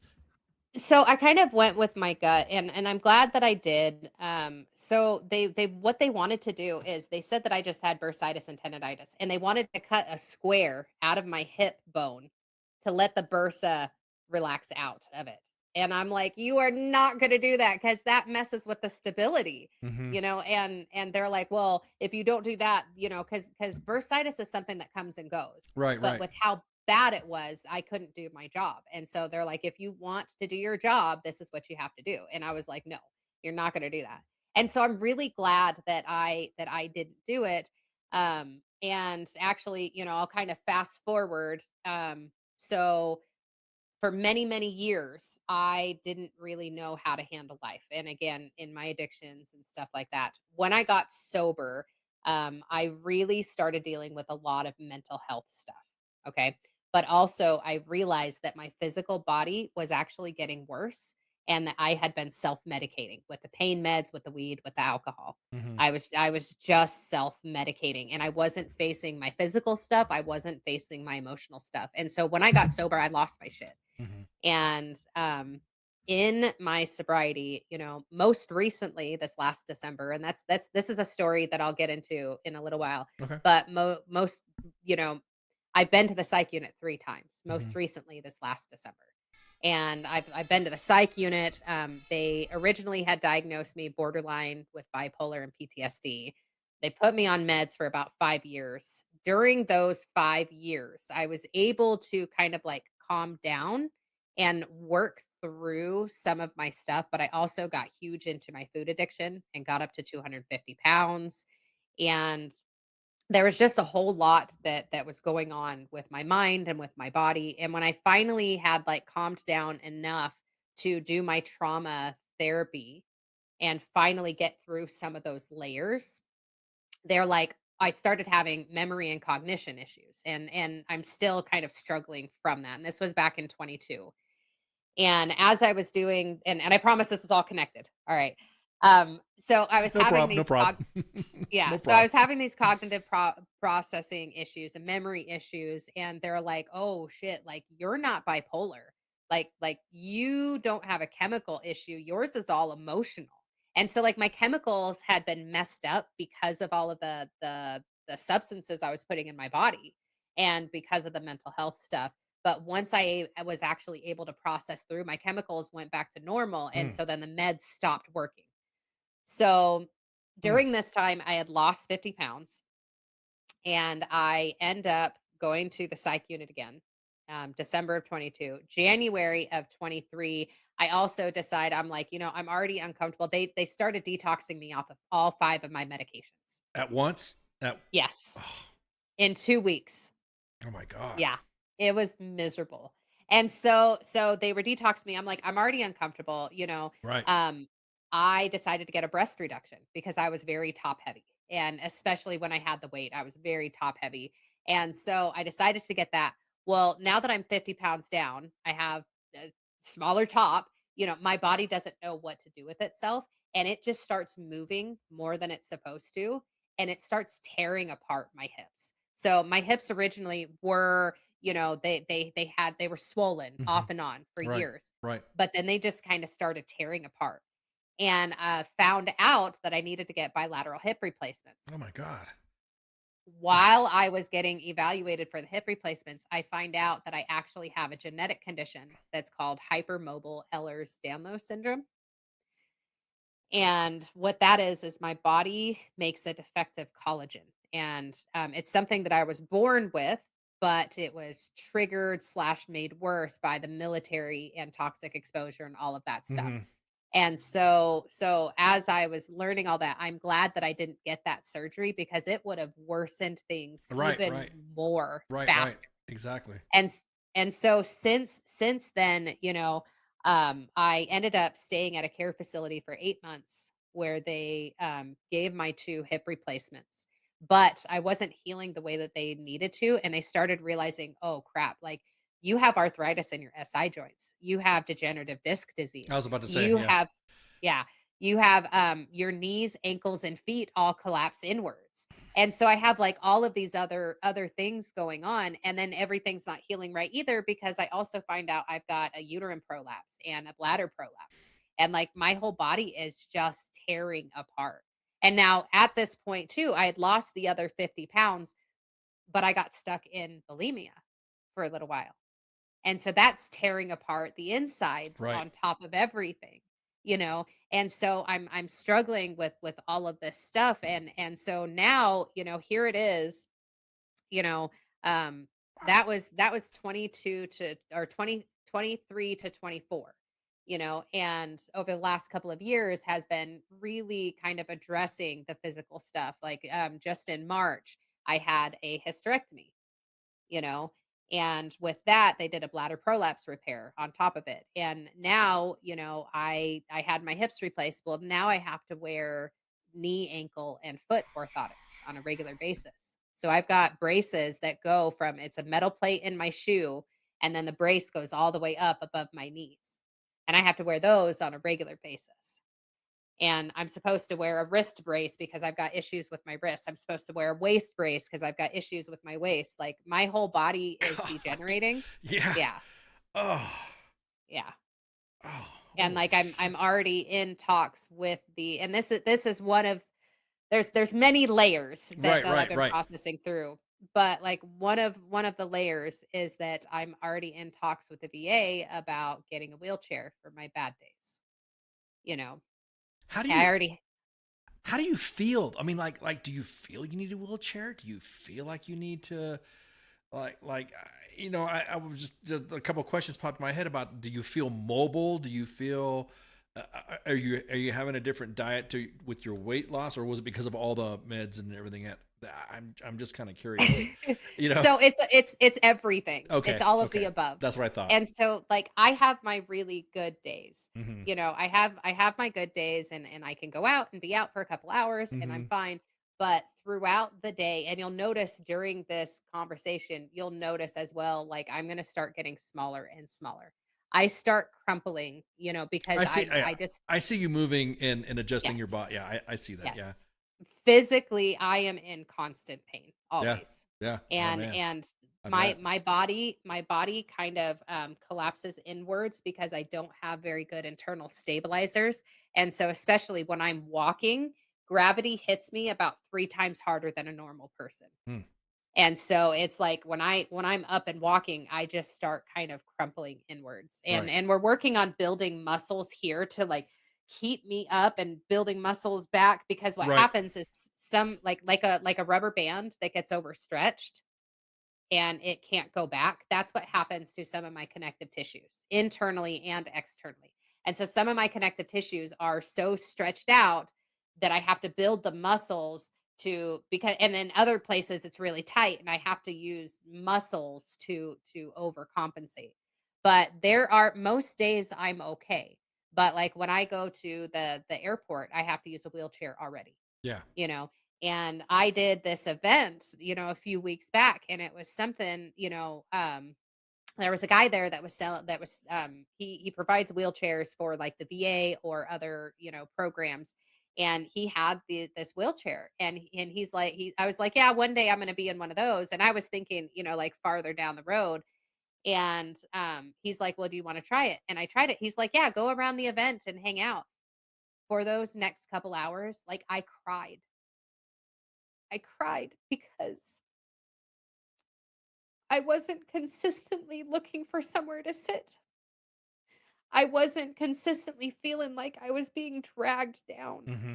I actually could focus on what I was doing. I could enjoy the day. Right. And it was something that was so humbling because I didn't need, I get into these moments where I mask and and then that's the thing. When you have chronic pain, you get used to the pain and you just move forward anyway. Mm-hmm. It's not really getting used to it, but you learn how to just keep going anyway. You have different adjustments to your emotions and your physicality. I mean, I got that stuff too with me, and you have to adjust a certain thing to not notice that you're in pain. You have to adjust yourself. You're still in pain. You're still feeling sore. You're still. I mean, I know exactly that. And then also must do something to your social media, your social meter too. You know what I mean? It pegs out. You're like, I don't want to be an asshole, but I'm in fucking pain right now. I don't want to be, and these people have great intentions, and I don't want to be a dick, but I know exactly that. You got to kind of like space yourself away. I could imagine that must have been a big relief too, to not have that. Hey, I need to sit down. Hey, are you? Because you'll get that. Hey, you okay? No, I just need to sit down. Give me a minute. Yep. And then people generally care, but you don't want to be an ass about it. I'm pretty sure that was a big. That must have been a huge relief. It was super relieving, and it's not something that I'll be using every time, but it's something on my bad days that will be beneficial. And it really, like, I'm one of those people that as we're talking, I'm constantly shifting or I'm constantly leaning against something, or I have to sit I'm doing the same. We're pain buddies, man. I know. I'm doing the same. That's why you see me arch like this or move like that. Cause I know that feeling, man. Well, and then part of my journey in my sobriety, right, has also so we kind of were talking about this before, right? There's people that use pain medications, or they use psychedelics, or they use weed, or they use whatever they use to help them in their pain. I use none of it. Like I'm on nothing. I have really prided myself in working through mindfulness for pain management and using food as medicine to help with like as I was fighting the bulimia, like I was doing the overeating and then fighting with the bulimia. I took some classes that were food as medicine and mindfulness for pain management. And so that's something that I try to do. Is I do meditation, I do like yoga type stuff, and changing my food to help with the inflammation. you know and no shame or blame for anybody who uses other things, but for me, I want to be able to learn how to handle what my body's norm is. And so I use a lot of ice, and I use a lot of or not ice, heat. I use a lot of heat and hot showers and a lot of rest and stuff. And I'll use Tylenol. I'll use an anti-inflammatory. For a while I was using a nerve blocker, but and a muscle relaxer. But I have really been working on just kind of doing this on my own, and it gets hard some days. I'm And sure. especially as somebody who just has a lot of mental health, and I mental health struggles, and I go back and forth between this pain is so much and it's okay. And so I still catch myself utilizing food, and I'll catch myself binging and purging sometimes, because I stopped smoking. Oh, And I also don't do caffeine or any nicotine. And I quit those, for a couple different reasons. A, for health, but also I am a member of the Church of Jesus Christ of Latter-day Saints. Oh, okay. Yeah. That Yeah. okay. or Mormon, if anybody's never heard of that. So Mormon is the nickname, but we're the Church of Jesus Christ of Latter-day Saints. And so I quit drinking coffee and I quit smoking, because I wanted to be able to go to the temple for my church, and again, no shame or blame for anybody for doing what you do. I did it for years. Of course. I did drugs, alcohol, nicotine, caffeine. I did it all for years. Exactly. But for me, I didn't want to do that anymore. And so along those lines as well, I realized that I just stopped drinking caffeine altogether. And I was like, all right. So I haven't had caffeine since 2020. Good Lord. Yeah. Or any nicotine product. You don't do the Zen packs either? None of that? No. So I quit nicotine in 2024 entirely. Mm-hmm. So I kind of went back and forth. I did the smoking and then the vaping, and Yeah. then I did dipping for a while, and I did pouches, and I kind of went back and forth, and now I'm completely off of everything since 2024. So oh man, that's that's the impressive. thing is, yeah, I am doing all of this. I'm raw dogging it all, you know. Hey, And raw dogging holistically. Hey man, if you more power do it, more power to you. yeah. So through poetry, was it before you joined the military, or was the military? I know we want to go back to the poetry too. Did it? 'Cause like you said, it all ties into one, so we might as well just go back and forth. Did it have a spark before you joined the military? Yes. Okay. Yeah. So as I was saying, when I was in high school, I grew up in Arizona. I grew up in foster care and was adopted, but I dealt with different types of abuses and started using, weed and alcohol and cigarettes when I was 12, Mm-hmm. and kind of in and out. And then I moved up to Utah because my family was trying to get me away from some of the situations I was in. Mm-hmm. But wherever you go, there you are. And around that time, I went partying with my boss and his friends, and I was raped by 3 guys, and they took my virginity. And I just felt lost. But I had this teacher who, he was a sci-fi teacher, but he also was a creative writing teacher. And he really just started telling me, like, I don't care what you write about, just write. And so that was kind of how I got started. And then when I was in the military, I wrote music, but then I just stopped writing for years. And so it was really when I got sober that Mm-hmm. my voice came back. Mm-hmm. And I wanted to tell you, can I do a shameless plug? Go for it. Go for it. Okay. This is my book. I was about to say that was going to be my next question. Yes. Go So for this it. is my book. It's called More Me Than I Used to Be: A Journey to Freedom. And this book is the poems that I wrote up until last year. And because in my sobriety, I really started learning, even having all of this stuff with my body falling apart, even having all of these mental health issues, Mm-hmm. with everything, with this recovery journey that I've been on and the spiritual journey I've been on, I really have learned how to be more me than I Mm-hmm. used to be. And if you'd like, I'd like to read one more poem to you. Break it out. Break But it out, because I just shared your page with the book link to the chats. Awesome. So everyone's gotten it. Everyone. Oh. As we've been talking, I've been clicking and posting some of the stuff that you talk about. So yeah, everyone's got it in the chats right now, so they can check it out too. Go for it. Let's hear You're it. amazing. No, you're amazing. Let's hear it. Well, before I read it, I just wanted to share. So I wrote this book and I published it last year. And well, I guess I can get into the journey from last year until now. Go for it. I'll do that after I read the poem. Go for it. But I published this book because I was like, I want people to know that there is a way to find peace and joy and faith. Whatever your higher power is, it doesn't matter. God can handle whatever name you want to call him. Okay, that's the way that I look at it. So call him whatever you want, but being able to find a faith and a higher power was something that helped me. And so this book is my journey through my traumas, through my addictions, finding a power greater than myself that helps me to be restored to sanity. Mm-hmm. And this specific poem that I wrote, it's kind of like this journey of going back to the puzzle, the picture on the puzzle Mm-hmm. that God made for me. Mm-hmm. And so I'll read this poem for you, and then I'll kind of tell you a little bit more about what this book started. There you go. Started a You're whole already journey. you already got the questions ready. Already, you must get preloaded questions. Go for it. Let's hear it. Yeah. Okay. So and before I get into this book, you can buy one for 20 for yourself. But my goal with this book is not it's not to make money. Like, I am so far in the debt, it's not even funny. My book is meant to go into jails, institutions, nonprofits, stuff like that. And so I have on my website, you can buy 5 for 60.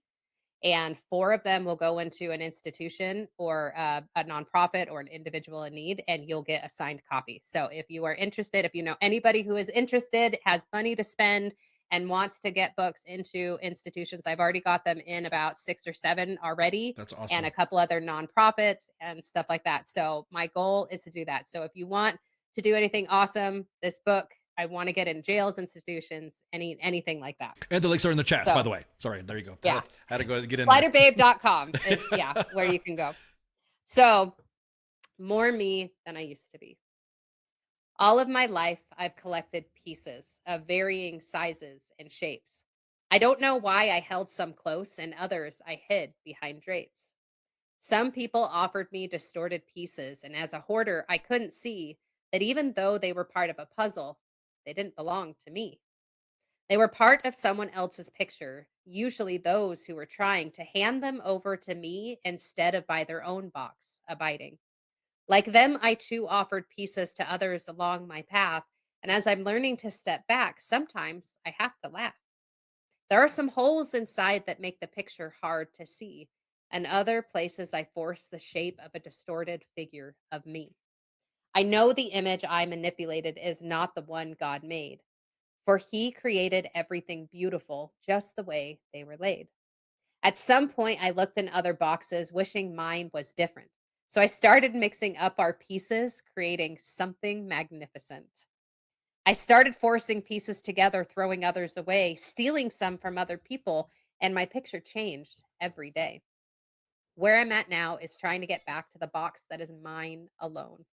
And with the help of other people, God's will is being shown. I'm learning how to pick up pieces, the ones I tried to hide, by giving them to other people or thrown away in pride. I'm letting go of the distorted ones that don't fit anywhere and giving them back to their owners so their box won't be so bare. God painted the picture on my box to be the way He desired. And I'm done trying to change things. It makes me just too tired. Slowly but surely, as I get things in order, I know one day I'll find the picture that God had planned for me that got lost in my mind. Pieces are finally fitting together in the way I know He wants. He's telling me I'll be okay in my heart and in my thoughts. The only thing I know for sure is I'm more me than I used to be. And I know the final piece of art is more perfect than eyes can see.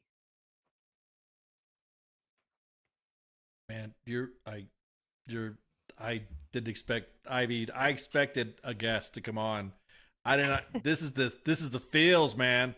This is the stuff. I mean, like I said before, when I was introducing you, poet, artist, a lot of what we have going on, and I'm not trying to be all Mr. I want to be a guru sitting on top of a mountain, but a lot of it is that there's not enough real mindful art out there. Everything's slapped on together by AI. I hate AI slop. I hate it. Just it's not genuine. It doesn't. You're not feeling anything. I hate the fact that you could just type something and here's my feelings, and then the next thing you know, you'll have ChatGPT or Grok or whatever just throw everything out, and you're like, that's what people pass on as art, or that's what people pass on as poetry. I like, and I'll say this right now. The poetry that you're reading, this is the first time Monday Edition's ever had a poetry reading, by the way. So congrats, you're the first.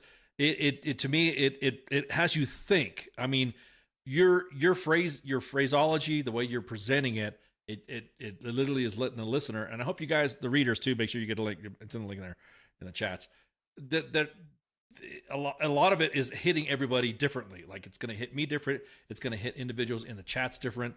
It is everyone's like, Shadow says, I like that title. PIQ in the chats on X, because we're on we post on Twitter as well. He's giving you the clap. Tantron is bravo.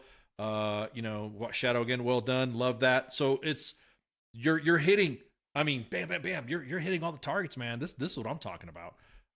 It really also highlights that behind a veteran's experience, they're real. You're presenting something that's real to the veteran community. And really, for me, part of and I'm glad you brought up the institutions. I kind of hate when someone's like busted for something. I mean, depending on what the crime is, but busted for something, and we just write them off. I do not like the fact that there's no sense of redemption. There's no sense of coming back. Everyone's like, oh, everyone likes a good comeback story. Yeah, unless it's to your bias or unless it's to, who you feel what is right or what is wrong.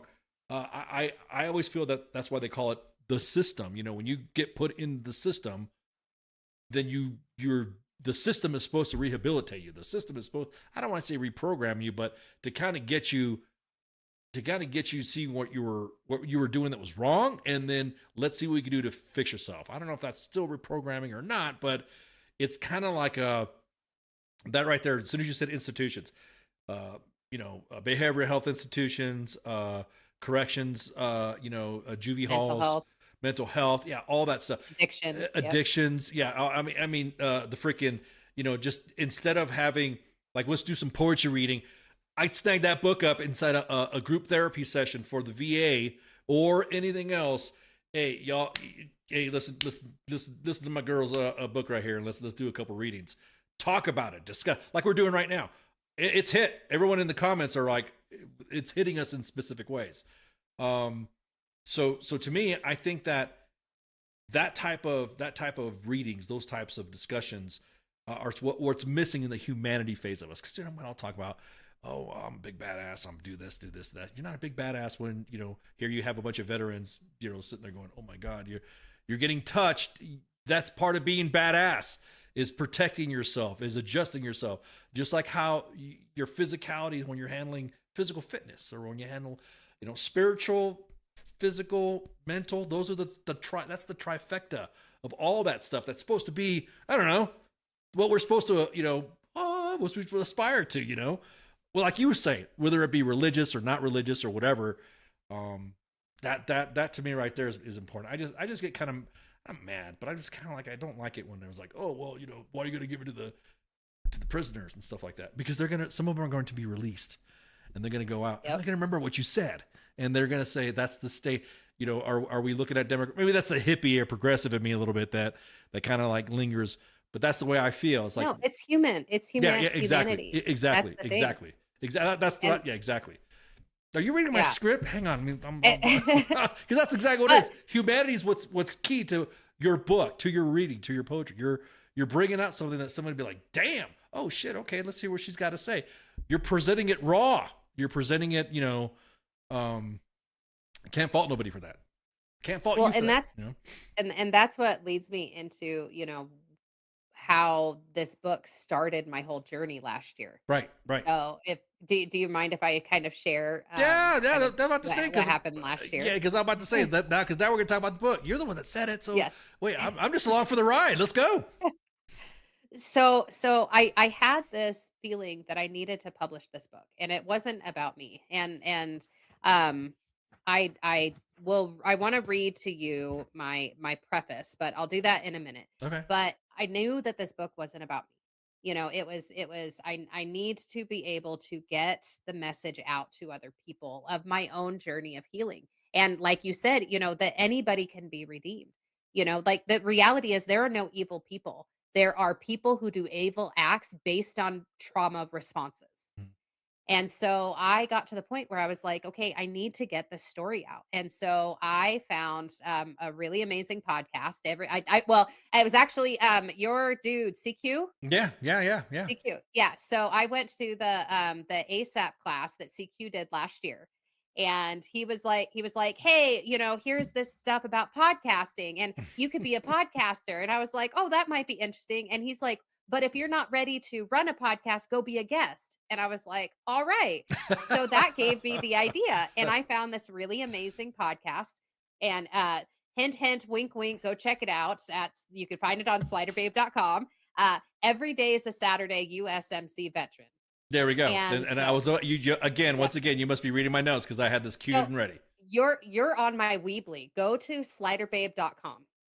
Just straight up sliderbabe.com. Weebly is good because this is where you can get the podcast or some of the podcast episodes. You can get my poetry. Mm-hmm. But if you go to just sliderbabe.com, that's my main website. Okay, let me switch up some tabs here so that way I'm not throwing. Yeah. Right. But if you pull that up, sliderbabe.com.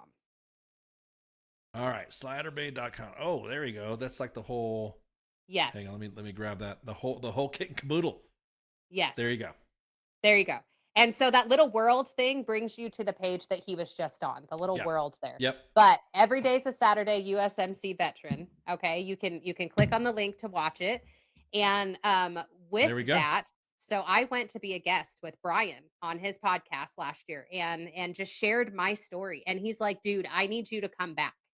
And so I came back on and we spent about 10 episodes really breaking down my story and his story. We did an episode on my childhood, my teenage, his teenage. We did an episode on my military and his military, and then just kind of what we've been doing since then. And we just fell in love with working together, and we fell in love with sharing our story. And we decided, he was already doing the podcast for years. And so we decided to start a segment, and our whole focus is healing out loud PTSD to advocacy. And so our whole thing is we started just interviewing people and just say, "Hey, what is your story?" And we don't do it for likes. We don't cut for time. We don't do any editing. It is all real. It is all raw. It's just whatever comes out. We stick under 2 hours because of, StreamYard's rules and stuff. Of course. But Of course. other than that, we just go and we let people share their story for the one individual who needs to hear it. And sometimes it's just that person who needs to get their story out.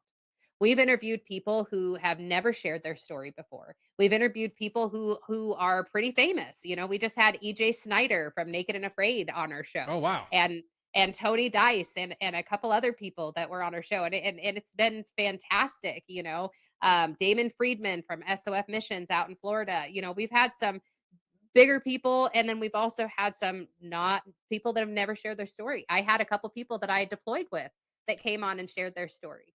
And our whole focus is like healing out loud. Like, come share your story with us. We do family members, Exactly. we do military, we do advocates, and we do first responders. And we're like, hey, come share your story, but mostly tell us how you reintegrated back into civilian life, and tell us how you have overcome your traumas and how are you advocating for the next person.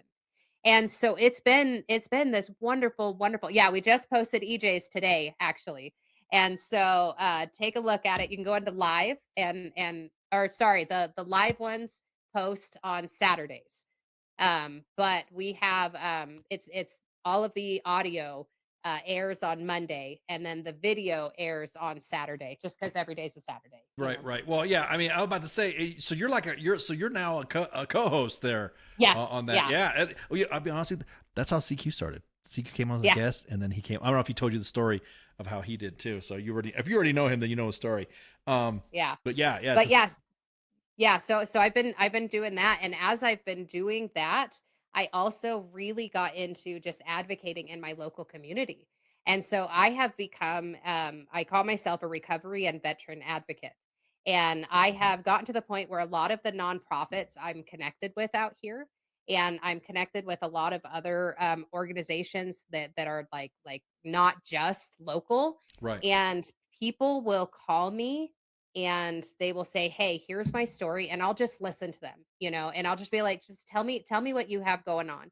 And as we're talking, I've collected. I'm a hoarder of people, experiences, and resources, and I will connect people to the resources that I feel will fit what they're doing. Like, I am not a therapist, I am not a professional by any means, but I can just get people connected to resources. And that's one of the things that I do is I'm just like, here is this resource that I've tried. Here's this therapy that I've tried. Go talk to somebody. Here is this program, And so I've just become this advocate it doesn't matter how low you got. It doesn't matter how high you are. It doesn't matter whatever. It's like, talk to me and I'll help you find resources. And you were talking about, people in jail, right? I just had an experience where my biological uncle is in jail right now. And he is a veteran with severe PTSD and dementia. And he got in a physical altercation with his landlord Hmm. in a PTSD dementia break. and he ended up in the psych unit, and then they ended up arresting him. And we are trying to fight to get resources for him. And we had somebody who heard about the story and was chewing me and my biological mom out for getting this man resources. Well, he hurt someone, he deserved, how this is so horrible that you would do this and get him resources. I was like, listen, judgment is for God and for the police. I am not here to judge. I am here to help a fellow veteran get the resources he needs for his mental health. And so that's the thing that I try to do is regardless of your situation, I try to just get you the resources that you need. Here's a curious question. I wonder if the VA, and this just for the audience and for you too, I wonder if the VA has any type of veteran type of behavioral health resource. Man, that's something I could research. If they have any, there's a lot. I mean for individuals that are incarcerated though. Yeah. Oh man, I just totally forgot his name. Garrett Biss. Garrett Biss has created, he's out in North Carolina. He has created I think it's a 16-week course for behavioral health for veterans that are incarcerated.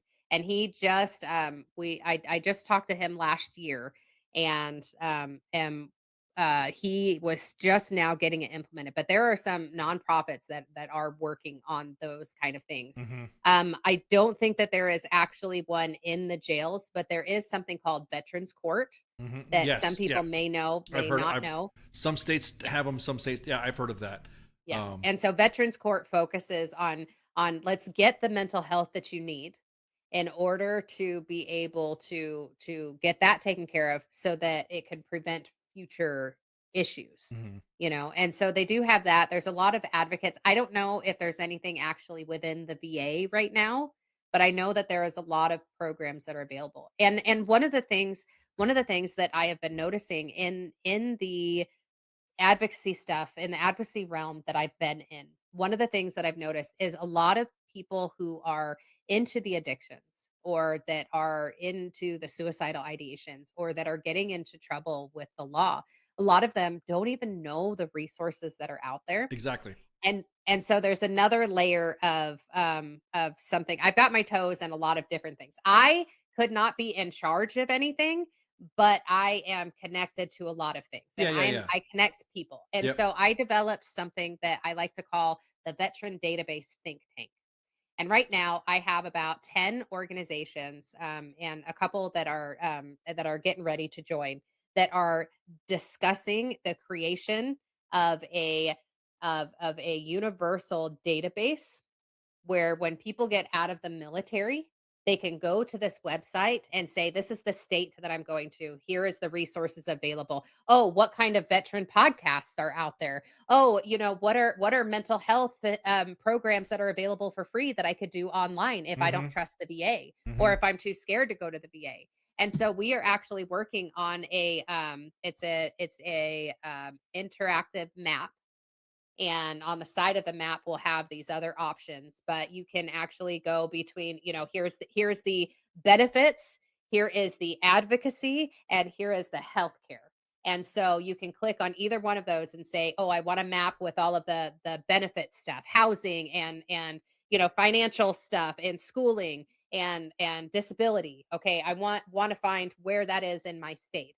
And then, oh, what are the nonprofits socializing or advocacy? I need a service dog, or I just want to go and hang out and have coffee with other veterans.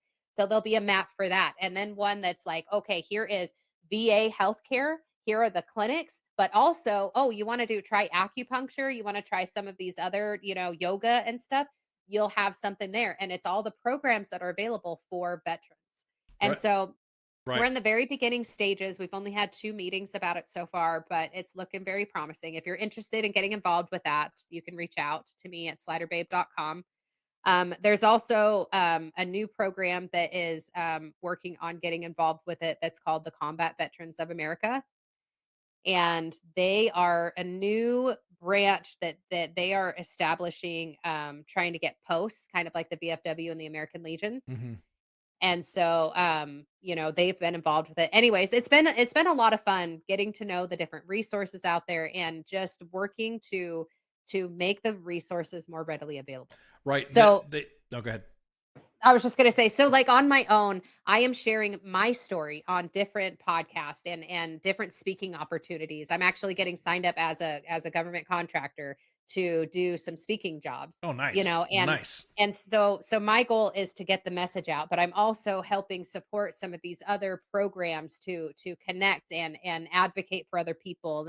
And you know, with the podcast, I'm allowing other people to share their story. Like my whole thing is healing out loud, PTSD to advocacy. Let's make resources available to people. And so that's kind of the overview of the direction that I am heading and where I am in the moment. Yeah, somebody says that nobody cares about veterans until it's a plug or it's a campaign speech, and especially the ones that are, you know, I don't want to say thrown away, but I don't like using air quotes, but that are thrown away because of those situations that they put themselves.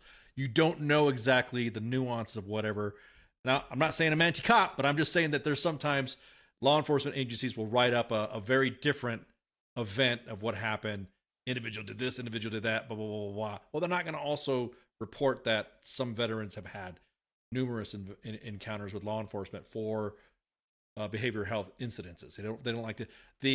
I keep seeing this on the web.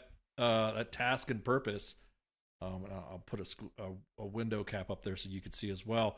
Task and Purpose reposts this, that service members are required to take an annual suicide prevention training each year, but the military, most military branches don't fully check to see if the suicide prevention training works. And that's what the GIO said. And so it always seems to stop to those metrics, and it never gets to like, okay, is it really working, or are you really getting those resources? There's like, in 100%, you're correct. There needs to be like a database. Somebody needs to have a database or something to close the loop on that end. So when a veteran is going through something, it's like, this veteran will be put on. I don't give a fuck if it's a permanent database. That is, this individual has had this, and this. Here's what this. Is this reconciled? Is the veteran okay? Is the veteran doing that? Yes. And then keep that on file. So that way, in the event, like maybe a national database, maybe something that the VFW or the VA can come up together. You know what I mean? It's funny that you're saying that. So there's a couple things. One of them, this is a kind of random side note, but then I'll go back. One of them is I've had this discussion on a couple podcasts, and if anybody can make this happen, I think that it would help everything. We do boot camp to learn how to be a soldier. We need a flippin' boot camp to learn how to be a civilian. Yes. We need that. Yes. So if somebody could make that happen, set up some sort of boot camp for when you're in the military. Yes. Like have the military do this. So if you are a higher up in the military, if you're like a general, if you're a little birdie, you know, if you can make this happen, set up a boot camp for civilians to learn how to be a civilian. Okay. So that's, Well, see, that's what I'm saying. We talk about that all the time. Yeah. It's like I get a lot of shit from Army leaders, some of my friends that are still in. Oh, you can't possibly believe that the majority of veteran homelessness is because of what we did while they were in. No, actually, yes, I could say that, because a lot of veteran homelessness are due to the fact that you have units that keep their soldiers during when they're supposed to be doing transition services. There's a lot of individuals that are mature enough to handle that, but there's a lot of individuals, like you said, that need to, okay, you joined when you did this. Now it's time for you to step out. This is what's going to happen. Like you said, a reverse boot camp. Hey, in our SFL TAP, although it's sort of working, It's not, and for some reason, the Army seems to think we want to squeeze these guys and gals until the very end, until we absolutely positively can let them go. No, there needs to be like, once you're a year out, are you planning on reenlisting? No. Okay, cool. Are you for real planning on reenlisting? No. Okay. You're going to be reassigned to this new unit. And this new unit, like you said, I said, me and Spanky talked about this on Sergeant's time, like a training cycle. Okay, welcome to this. Yes. You're and it's all, you know, based whatever for the remaining year of the military. You're gonna have your, I don't know, camp counselor or whatever you want to call it, or advisor, see your ass out all the way, so that way when you wave goodbye and get that DD 214, you have been given the tools to help you find a house, how to set up utilities, how to shop around for good insurance, home insurance, How to car pay insurance, how to pay your bills, Yeah. life skills. We try. It seems like every time we try to do that, there's some big sarge out there that comes out there that's been, well, back in my day, that ends up saying, well, just train your trainer. I hate that term. I know if you're the expert in this, you need to come out and do this. You need to present this. All right, Private Snuffy or Sergeant Snuffy or Sergeant Major Snuffy. It don't matter the rank, because I've seen senior ranking individuals are just like Joe's. Oh, I got it. Nah, sorry, Sergeant Major. Okay, unless you've got like a job lined up and you can provide proof to the Army that, okay, Sergeant Major or generals are always going to be hooked up no matter what. Because then most of the generals you see retire end up being on boards of directors to some big company. But Joe's are 100%. Not only just a basic reverse boot camp, but also that integration of, okay, how are things? Was there anything that checking in? Yeah. Was there anything that happened to you while you're gone? Was there anything while you were deployed? And this is because still to this day, only because I was assigned to U.S. Army Special Operations or U.S. Special Operations Command and U.S. Army Special Operations Command, we have it's called the Care Coalition. And to this day, after I've been retired, they still check up on me. Hey man, you good? Are you all right? Everything all right? Here's some job stuff. Here's some retreats. Let us know if you need some stuff, blah, blah, blah. They still look at, I don't get how something as powerful as we are can't figure this out. Yeah, they don't have that for us. Like I as soon as I left, I stopped hearing from anybody in the military. Mhm. And the only reason why I was able to get the resources, because I got a medical discharge and already had my disability. And so that was the thing, is I was already connected in. But I was gonna say, so two things. One of the issues that they're having too, it's not just that the military isn't checking in, it's like the state departments will actually reach out. And I heard this because I had somebody from the State Department of the Utah State Department of Military and Veteran Affairs. He said that when they find out that a service member is leaving, they contact the unit. And like if they find out that, hey, this Private Snuffy is coming to Utah Department will reach out to the command and say, hey, here are all the resources. Give these to the soldiers. And the soldier isn't getting them. And so that is something, like they're given this information and it's not being it's not being disseminated, whatever it's called. Disseminated, yeah. It's not being populated through the formation. I mean, 100%. It's and no one gets fragged for doing it. No one gets fragged for not doing it. And that's one of the reasons why, I had this idea for this database think tank, right? And I have, a bunch of people that are working on it. The idea is once we get this thing set up, we want it to be AI ran. And so it will be going and randomly searching the websites for updated information or new programs or new facilities or new phone numbers, stuff like that. And so it'll be AI ran. And what we want is I don't know who we have to talk to. So if you're higher up and you can help me out, we want to be able to have this given to the soldiers before they get out, the military members before they get out. We want it to be a part of TAPS. Hey, you need to register for this website completely free. Get on this website. And now you have to do this, Yes. and so now this is available. So Right. that's our goal. Well, is we want it to be a part of TAPS. Yep. And working with in veteran resources as well. One of the things that I talked to some of my friends that are involved in Arizona politics as well. We talked about maybe there should be like a city hall. Like when you're assigned to an organization, what do you have? You have orders and you have this and you have that. Part of the reverse boot camp. How hard would it be to in process the city? Like this, would the city, if I ever ran for office, if I was king for a day or a governor or whatever, I'm more state politics or state type of stuff as opposed to federal stuff, because they mess it up once it gets to that level. But like at the state level, hey, like you just said, Utah just found out that the soldiers getting out. Bam. Hey, congratulate. There has to be like a congressional order. Something has to happen to the military says, or the TAPS or ACAP, or you want to call it, transition points say, where you getting out of? I'm getting out of this state. Okay, so this state sends you like a welcome packet. Here you go. Welcome. You're going to be leaving and you're ETSing or retiring in this state. Here's what we have for you. And then all the information gets sent. You sign up for stuff. Here's all the, if we're depending on, here's all the power companies. And like you were saying, learn how to pay bills. Here's all the insurance. These are all the facilities that we have. And by the way, since we have you here, your DD-214 and your VA stuff has been already transferred, will be transferred to us. So that way City Hall or the state government has a record of that stuff. Because a lot of things that we have issues with, not issues, but a concern is that when we do call for attendances for veterans that are being buried, and we post it on U.S. Army WTF Moments, having records of the deceased veteran has always been an issue. It's always been and the VA is like, well, you got to file this, you got to perp that, you got to do this. That's you're already too late if you're at that aspect. If a DD-214 sent to a state representative or a state body, governing body, then you have a veteran that has passed away in your state.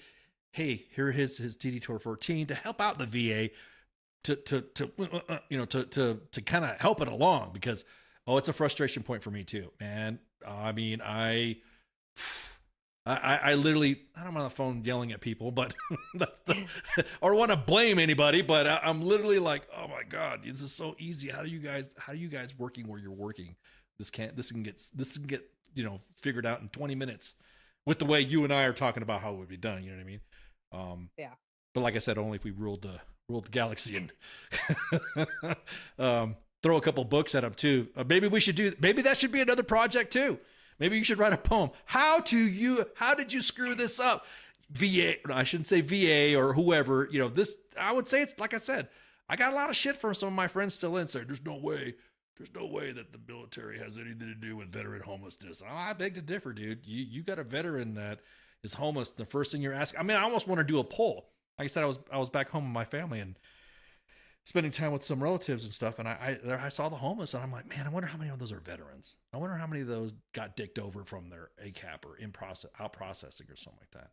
So yeah, well, 100%. There's a couple issues, when it comes to homelessness. You've got the ones that were genuinely screwed over. Yes. Because there's that idea that if you don't have disability, like the VA just leaves you. Mhm. And so that is part of what happens. But there's also some of those that's where they want to be. You can Yeah. offer them so much help and they just don't want it. They're not Mhm. ready. And that's a hard thing too. And some people don't understand that.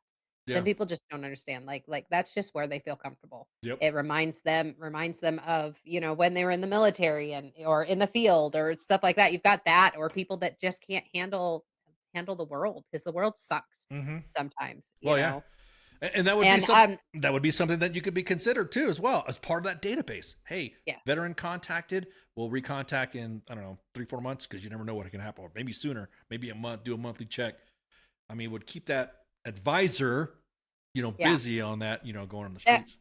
That's what I was gonna say. Sorry. Okay, so I lost track of the thought process, but you were saying, like, I wish there was a database or whatnot. So there are states that are working on, they're already implementing it, where they have a database that they keep of the people with mental health problems, especially, and veterans are kind of part of that. But so if you have ended up in the hospital multiple times, or the ER or the ambulance has been called on you, or this, that, and the other, they keep a database. And so instead of just having the medical personnel show up and then, okay, we have to take them to the ER again, Mhm. they bring a mental health professional with them. Mm. And they're like, hey, I saw on your record that this is what you've been dealing with. Let's just talk. Yeah. And then they talk people down, especially when they're feeling suicidal. Yep. And so Yep. that's actually already being implemented, but I don't know if it's national or if it's just by state. And so they are working on doing that, at least for crisis response. It would be nice to have something before the crisis response, Exactly. Exactly. but right now, at least, and this is something that I was going to say too. Okay. The there is a lot of rules, there's a lot of laws, there's a lot of bureaucracy, and there's only so much they can do. And so if you are struggling with the VA, I know that there's changes that aren't going to happen overnight. So I will encourage you, as somebody who's an advocate, I will encourage you to go talk to your state department, not just the federal VA. Go talk to your state department and find out what nonprofits are around. find out what other organizations are around to help you. Like, um, just an example, yesterday I just went and did a dive into healing where I learned how to scuba dive. Hmm. And it's a PTSD program for teaching veterans how to scuba dive.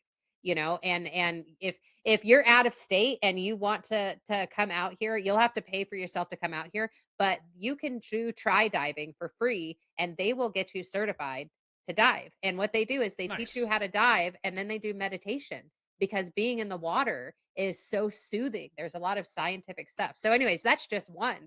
There's another organization here that does rock climbing for free for veterans.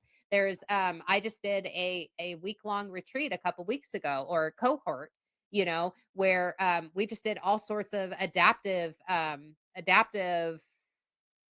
physical stuff. Like I was able to do rock climbing and they lifted me up and I just pulled myself with my arms, and then had my feet on the wall. It was climbing, there was like Yeah. different adaptive things. Right. So, and like Yeah. it's stuff like that. And then they also did mental health stuff the entire time. And so it's like, if you aren't getting the support from the VA, go talk to your state department and find out what resources there are. And there's another program that's called the Veteran Business Resource Center. Okay, if you are a small business or if you're looking for any small businesses, or if you're a veteran or family member, they will support you as a veteran business. And they also are connected to most of the nonprofits in the city that you're in. And so contact the Veteran Business Resource Center and they'll be able to get you connected to some of the local organizations. So if you're frustrated that the VA isn't supporting you, I get that. And try and get involved with advocacy and try to make those changes. Awesome. That's great. That's fantastic. But for now, reach out to some of the local organizations because there are so many that are out there to help us. Every other month, U.S. Army WTF Moments also posts a veteran business site to where, well, it's basically a post, and it's like, hey, are you a veteran business? Then post your business, and then they matter of fact, let me pull it up again, because we alternate months. So one month is jobs. Hey, are you an employer? Are you looking for some veterans to come out? Hey, come on out and knock this out. So this is our, and every post has a different frequency. So if you just look if you guys look in the U.S. Army WTF Moments and you look at this and you see that means just go in the photos and you'll see that. And it's basically it comes in cycles. Sometimes it'll be few hundred. I think the last one that we posted about, what was it, May 3rd. That one when we posted was it had over 700 postings in there, 793 postings. So that's the best we could do, but we also do for the jobs as well. I think the job one's coming up this weekend, as a matter of fact. The weekend we post them every other Sunday, bi-monthly on the first Sunday. I mean, my math's all messed up right now. So yeah, it's basically the job ones is going to come up. So are you an employer? And go ahead and post your jobs that you want to seek veterans for. So yeah, it's like something like this. Like I said, I would love to get, and I've told some of my database weenies friends that, hey man, you guys know how to do this shit. Why don't you go through all these veterans posts? And here's a challenge, post all these vet businesses that are out there.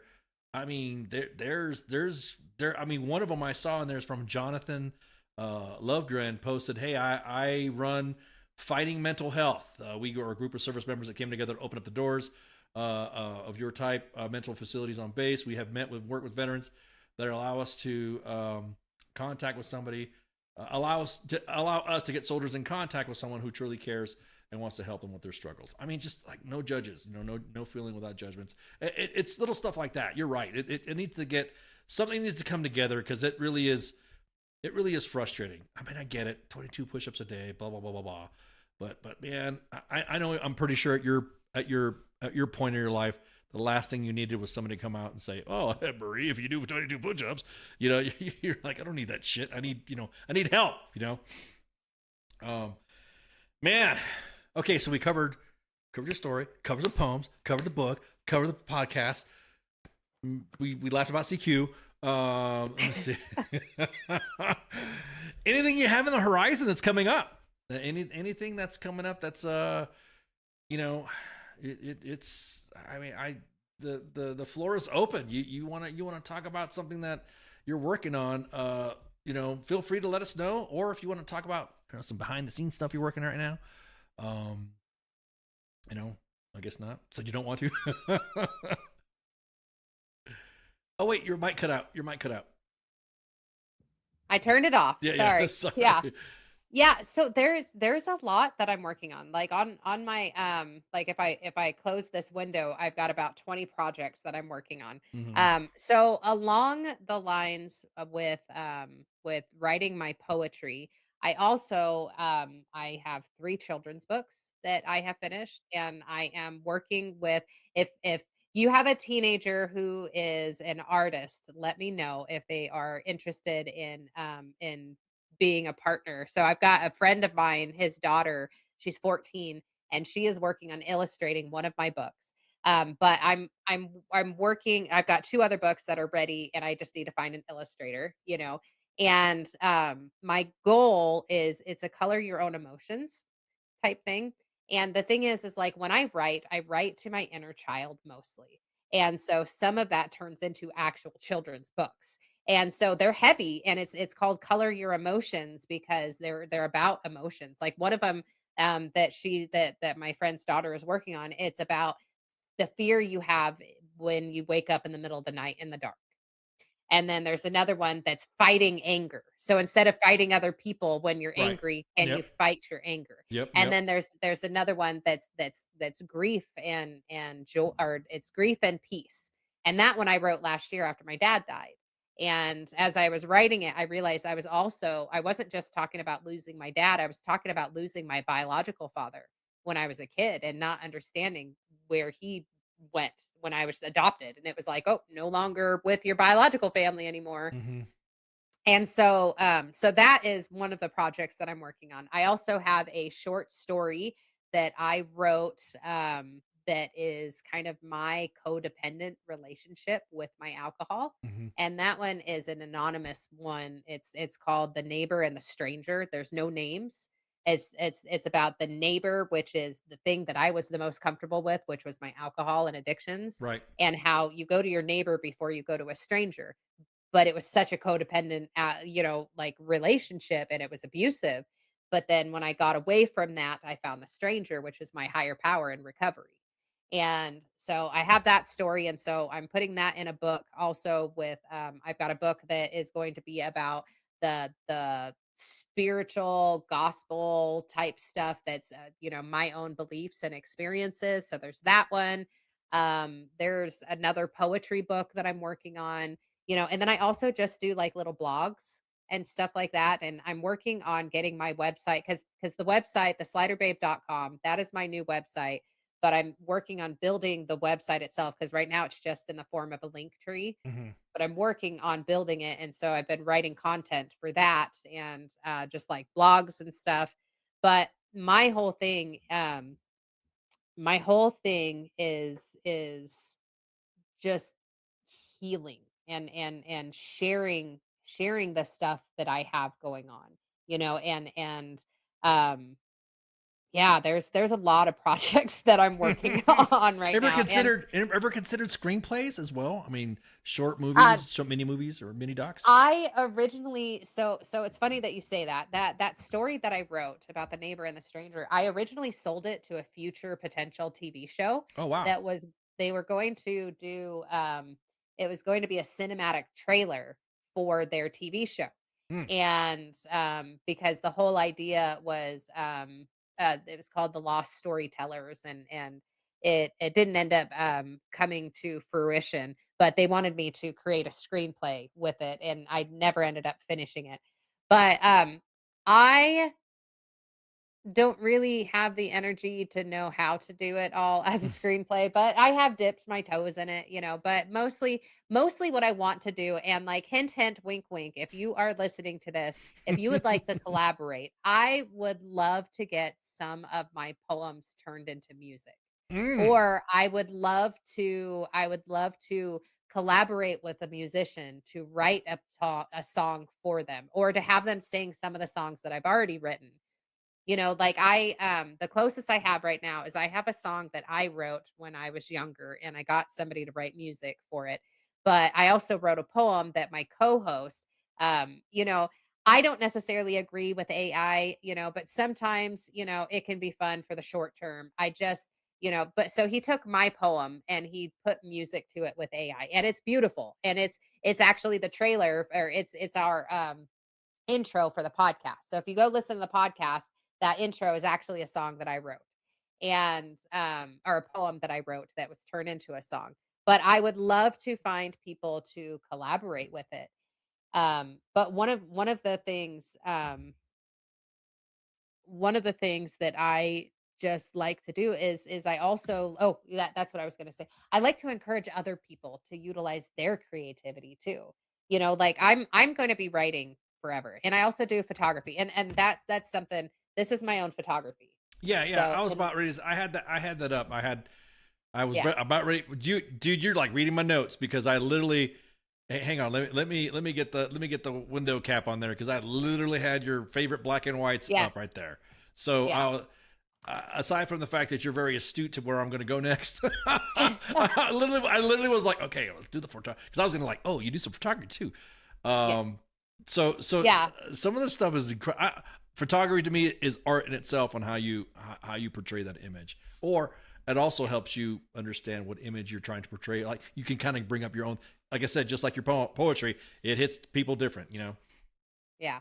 But yeah, that's my thing is I just encourage people to utilize creativity, in their healing, whatever that looks like, whether it's podcasting. Yes, like I prefer the handwritten stuff, but I know that people are using AI to help them create, and that's okay. That's what they do. But whatever you use to create, whatever it is, music or art or dance, or I created this Facebook page called Slider Babe, and that is where we creatively heal out loud through community. Right. And I just got it up and going back in November, and so it's just barely going. But my whole thing is like share with me how you're using creativity to heal, like whatever that looks like, whether you're writing or speaking or whatnot. Like my whole me is trying to find ways to find joy in a world that sometimes sucks. And Amen that's to that. that's I'm going to cry again. That's one of the things that I really struggle with the most is finding beauty and being able to share what I have going on inside, because for so long, you know, being in foster care, I pretended so much. I became a chameleon because I didn't want to be left. I didn't want to be pushed away. I needed to be accepted. And so I became this chameleon, and I stopped sharing anything that was actually internally going on with me. And so with that, because I didn't have a voice, I had a hard time seeing beauty as well, because I couldn't even speak what I had going on. And so everything, like, and I was constantly on edge thinking that the world was this horrible, dangerous thing. And then dealing with sexual abuse with somebody that I've really cared about, that was really close to me. And then rape, by somebody who is a boss. And then dealing just with everything that I did being in Iraq and seeing the horrors of what this world can show. I dealt with all of this stuff, and I was so lost for so long. And so my way of trying to find some sort of, even though I didn't have a voice, I didn't know that I needed a voice for years. Like I was so lost, and I was so like the addictions were just how I coped, you know? And I was so lost. I didn't even know what was wrong. But during that time when I stopped writing and I stopped having a voice, I started doing my photography. And that photography was my way to find joy in a world that was just so dark. And I didn't even know that it was dark. It was just my norm. Mm-hmm. It's just like when you're sitting on a cloudy day and then the sun comes out, you're like, "Oh crap, that's bright." Like that's Mm-hmm. literally where I was. I was so lost for so long. And so where I'm at now is like just sharing the beauty that I find in the world with other people, and the fact that no matter how dark things have been in your life, no matter what you have done in your darkness, because I did some really shitty things in my addictions, you know. I was in very inappropriate relationships, and I was just not a good person. And I there's a lot of things that I regret that I did, and there's a lot of things that were done to me. And you know I'm so grateful, and I don't even know where I was going with that, but my whole point is You're talking is about the photography, the background of photography with the yeah, yeah. how creativity brings out how it brings out creativity in itself. Yes. I shared your Facebook page in the chats, and also it's up. You guys can check it out. You guys can see it right there. Go ahead and go through it. That is my page that has my stuff in it. But if you just look for Slider Babe group, that is the one that you guys can join and Right be there. a part of the group. Yep, right there. Slider Babe group. Oh, here, let me. But that one is this is where you can come on and you can come and share. You have to be a member to be on there, because some people talk about, emotional stuff Of and course, whatnot. of course. But you can go on there and you can share how you're healing. But yeah, that's where I was going. Okay. So as I started like healing and finding my voice, well, before I recognized that I needed a voice, I would have killed myself a long time ago. And maybe this is inappropriate to say on here, but I figured we're all vets, most of us. But I would have been gone forever ago if I didn't have this sliver of beauty in the world that I could see. And for me, it was nature and going out and doing photography. And so then when I got sober and I started gaining my voice, when I went to publish this book last year, I was like, I have to add my photography, because that is what saved me when I didn't even know that I needed a voice. And so anyways, so my whole thing now is, sharing my story and also giving space for other people to share theirs. And this was a layer that I wanted to get into. And I was talking about my preface earlier. And if you don't mind, I'd like to read my preface in the book. Send it. And with this preface, it talks about that idea that there has been so many times where I have doubted my abilities, or doubted that my message mattered, or doubted what I had to say, because I've got people that don't agree with what I say, or they're not ready to accept it, or it's not for them, and that's okay. But for so long I was taking it internally, and I was like, well, if everybody doesn't like me, then I have no worth. Or if the majority of people don't like me, I have no worth. What I have to say doesn't matter. And one of the things that I had to learn is as I'm sharing my story, as I'm sharing the beauty that I see in the world, number one, no matter what, it's helping me. It's keeping me sober, it's keeping me alive, it's keeping me full of love, it's keeping me faithful, because it's reminding me consistently of the beauty that I see in the world, right?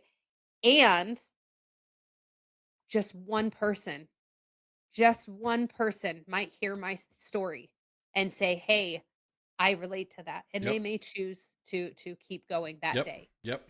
And so that's what I focus on. When I'm talking about healing out loud, when we're doing our podcast and we're letting people speak, it's like we don't do it for the masses. We do it for the individual who needs to hear it. And Exactly. so this preface is actually a journal that I wrote a long time ago, and I adapted it for the book.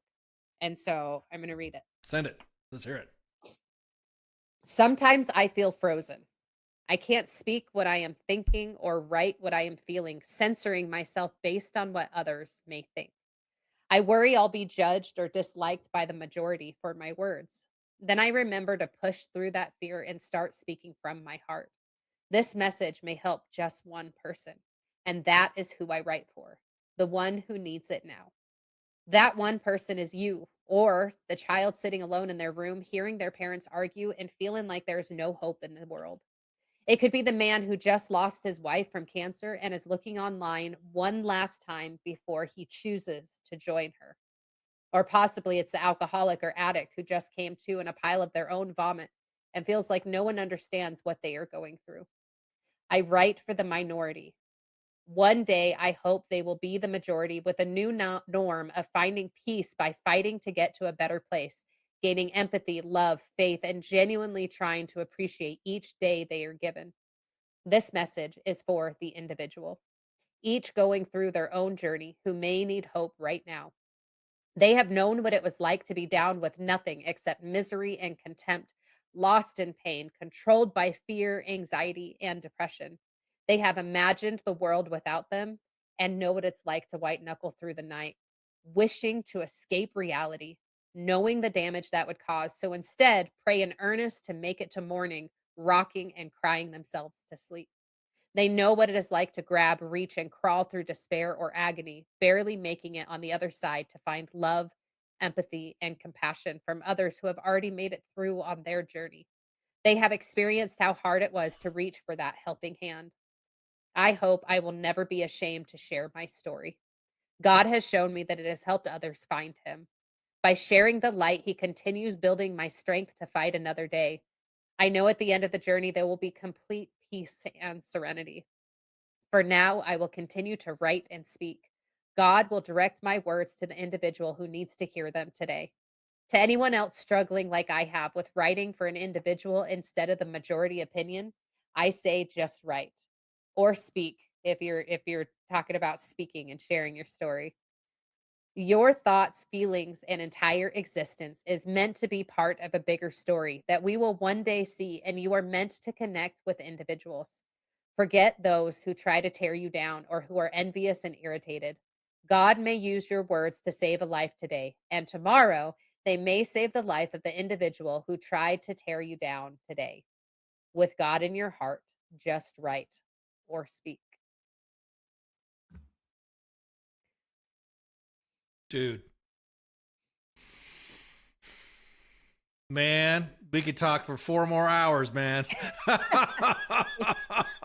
Holy shit. Oh God. I'm just gonna say right now, guys, Marie Slider Henriksen is always welcome to come back and shoot the shit with me and us at the WTF Nation. So I want to thank you so much for hanging out with us. I know we said, yeah, it was come on for about, I don't know, 45 minutes. Yeah, I know. We're a little bit over that. We're like almost, just a little bit. Just come on, shoot shit. It'll be quick, fast, and painless. Anyways, these are the shows that I like. You know, everyone can agree. But kind of like, you know, not get carried away, but you don't realize through the span of time, you know, just the discussion, the emotions, that's, I would rather, I would do this all, like I said, I could do this all the time. It to me is most important. Again, you're more than welcome to come back. Thank you so much for hanging out with us. This has been, I mean, I'm getting some personal DMs and and I'm seeing the chats that they're like, they want to get their book. They're gonna, you know, whatever. Hey, this is great shit. Make sure she comes back. Blah, blah, blah. Don't be a stranger. I'm seeing this from some of my personal chats and then some of other comments too. I would love to come back. This has been wonderful. I was a little bit nervous, you know, but I'm really glad that I was here. You made it really easy. This was an awesome conversation, and I will Well, come thank back you. anytime. Just send me the schedule. Tell me when you want me. Well, thank I'll you. do it. Yeah. I mean, yeah, always welcome. You know, guys, normally I do a little bit of you know, tirade or whatever after the guest, but I'm gonna go ahead and close this show out with I mean, again, how could you not be? I mean, Marie Slider Henriksen. What do you expect? That's a great closeout. You got anything you want to say to the audience, just off the cuff to send us off? Yeah, thank you guys so much for being here and supporting me. You know, the biggest thing that I will say is find your voice, whatever that is. You know, however you need to find your voice. If you're not ready to share your story, write it down at least for yourself. You know, because one day I think that's going to help you. That's one of the things that I do is over the years I have looked at my journals. You know, I still have the journal, the before and after my sexual abuse when I was 12. Mm. And I only wrote like 10 things as a child, you know, but I have the before when I was still real innocent, and then the after when I completely changed, and they're side by side, and I know God needed me to see that, right? And it was so important to have that for me. And anyways, it was just one of those where I could see where this change was, and now I can heal, continue healing from it. And like I still go back and I look through some of my old journals that have some of my spiritual experiences, or I go back and look at some of my, I call them stuck points and resentments, and I write for my future self. And I actually go back into my old journals and I write little notes to my future me. And I'm like, hey, based on this situation, here's what happened. Or here's some more details. And so the only thing that I can say is just write, because you're going to thank yourself later. Either write or talk to somebody about what you have going on. Share your story somewhere, because your story matters. I'm wearing this shirt because I wanted to throw that out there, because your story matters. Your journey matters. Don't compare your journey to everybody else. Your journey will kill me. My journey will kill you, and just know that your voice matters. Find a way to have your voice, whether it's writing or talking or through music, whatever it is. Find your voice. Find your voice and know that people want to hear it. Whether you think so or not, I will tell you, somebody wants to hear you. Amen. Somebody wants to know your story, and you can help just one person. Focus on the one person. Share your story and find healing, whatever that looks like, through trauma or addictions. Whatever it is, we can all use healing. Amen to that. And with that, this closes out the Monday edition. We'll do all the other stuff later. CQ will get that. He's again. Just don't forget, I got all the links in the chats. If you guys want to go look again, Marie Slider Henriksen. I guess the Monday edition. Y'all have a good night. See ya. Shots. Oh wait, can't say shot. My bad. You should.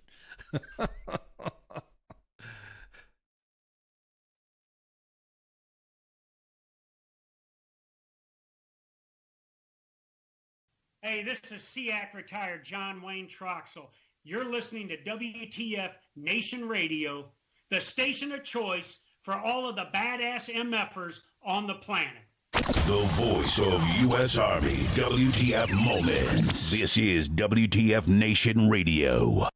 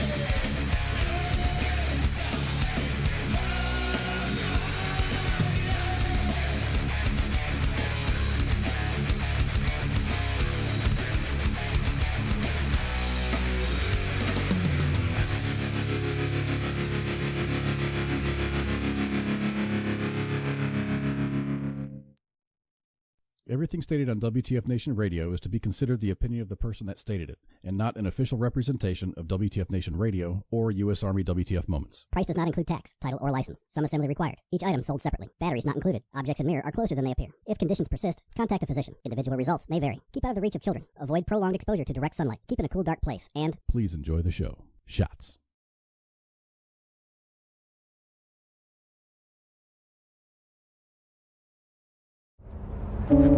Я батько. Я молодший брат. Я водій маршрутки. Я скоро одружуся. Я фанат Шахтера. Начальник отдела продаж. Я прораб. Я программист. Я свидетель на свадьбе. Дядя Юра, таксист. Я вчитель фізкультури. Я студент-геолог. У мене своя фірма. Я кращий друг зі школи. Я сусід, який завжди стукає по батареї. Я єдиний син.